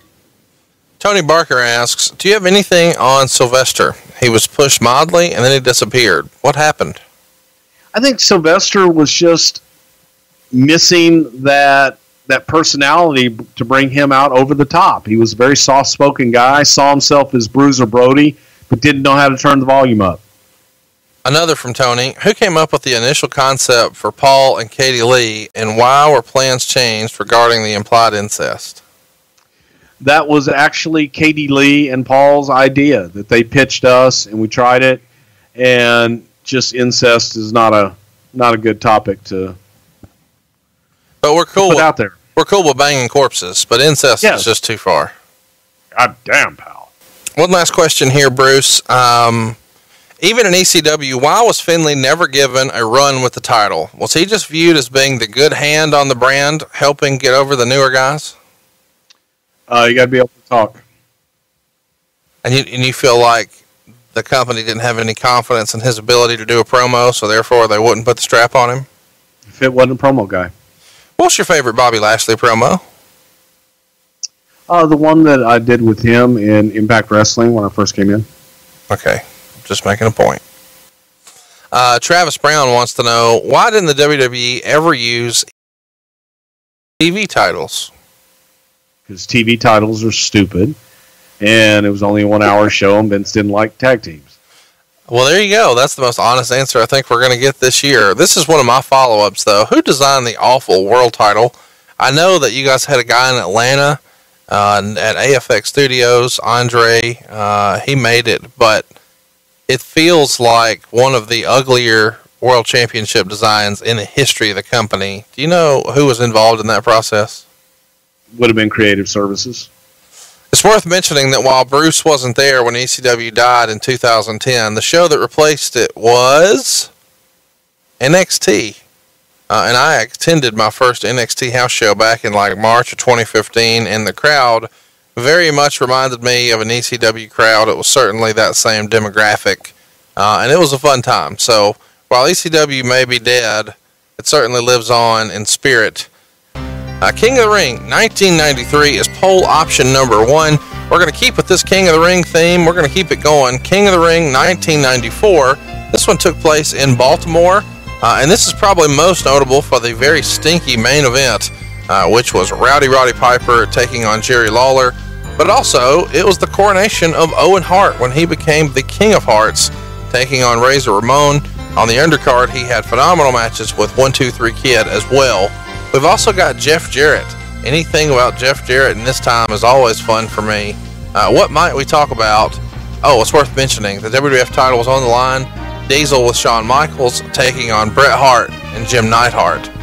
What might we talk about if King of the Ring 94 wins the poll? Well, I think we will finally talk about what I get asked about more than any other thing, is Art Donovan on color commentary on Baltimore for this particular King of the Ring. Ricky Medlock singing America the Beautiful or the Star Spangled Banner. And that's it. Well, King of the Ring 1995 is poll option number 3. This one took place in Philadelphia, Pennsylvania, and wow, what a show we have here. Diesel and Bam Bam Bigelow taking on Tatanka and Psycho Sid. We've also got the crowning of Mabel in the King of the Ring.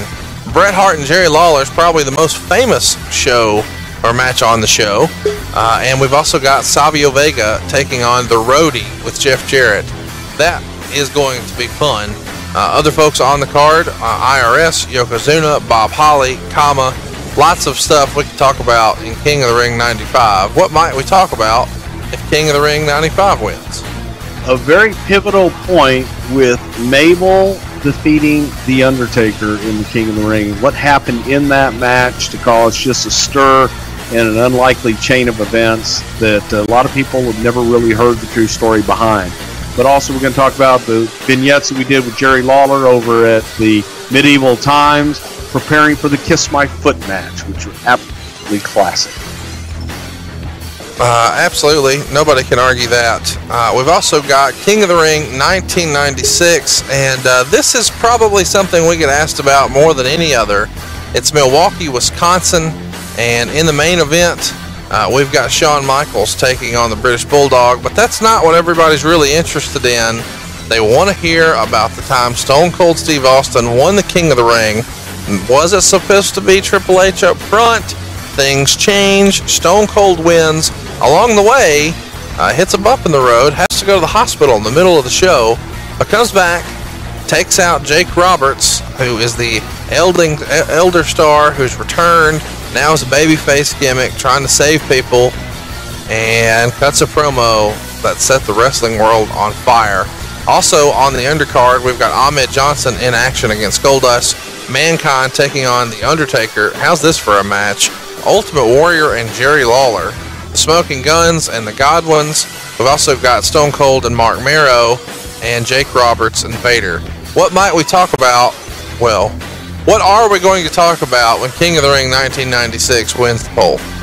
I damn kid, you can tap your Bibles and talk Psalm this, Psalm that. I say Austin 3:16 just kicked your ass. In the aftermath that ensued, Austin 3:16, man, set the wrestling world on fire, and if it wins, that's what we'll talk about. There's only one place to go vote, and it's at Prichard Show. Go hook it up right now. It's at Prichard Show on Twitter. You'll see 4 poll topics there. It's all King of the Ring themed. King of the Ring 93, Bret Hart is your King of the Ring. King of the Ring 94, Owen Hart is your King of the Ring. King of the Ring 1995, Mabel is your King of the Ring. And last but certainly not least, King of the Ring 1996, Stone Cold Steve Austin is born. It should be a fun show next week. We've had lots of requests to talk about Stone Cold more. This is the show you've been looking for, so if you want more Stone Cold, go vote right now at Prichard Show, and stay tuned because once we go ahead and sounds like we're wrapping up, we're going to play that Jerry Jarrett clip we promised you at the very top of the show. He was recently on Cerrito Live, a radio show based out of Memphis. You can listen every Saturday online. Just search Cerrito Live, and you'll find our good buddy Dustin Starr there. He's having a great time, and he had a great time with Jerry Jarrett this past week. Dustin had some great fun, and it all referenced our podcast, and we're going to play that for you in just a minute. But in the meantime, we want you to vote at Prichard Show on Twitter. He is at Bruce Prichard. I am at Hey, it's Conrad. There's only one place to save money on your next home loan. It's savewithbruce.com. Whether you've got credit card debt or you're looking to buy a house, or maybe it's just time to get a cheaper monthly payment, savewithbruce.com can hook you up. And now, let's go to Jerry Jarrett, and we'll see you next week right here on Something to Wrestle With. Fuck Jerry Jarrett. Hey, what would it sound like if Great Khali said your name right here? Bruce Prichard. So joining us right now is the man, the legendary promoter for Memphis Wrestling. Ladies and gentlemen, please welcome to Cerrito Live, Jerry Jarrett. How you doing today, man? Well, you know, got my allergies, but otherwise I'm doing great. Are you aware of your new pro wrestling internet popularity? No. Not at all? Okay, are you aware that Bruce Prichard, I know you know who Bruce Prichard is, are you aware that he has a podcast? No. No? Okay. No. What would you say is your favorite food? My favorite what? Well, you know, sitting... Food, like thing to eat. What's your favorite food to eat? I'm still not hearing you. You're like, what do you like to have for lunch? Yeah. I'm big on pasta. Pasta? Do you have a special chicken salad recipe? Yes. I do a lot of cooking. And in my chicken salad, I put grapes and apples and dice them up. It has a mayonnaise base, and it's very good. Everybody likes it. Well, you know. The world of MLW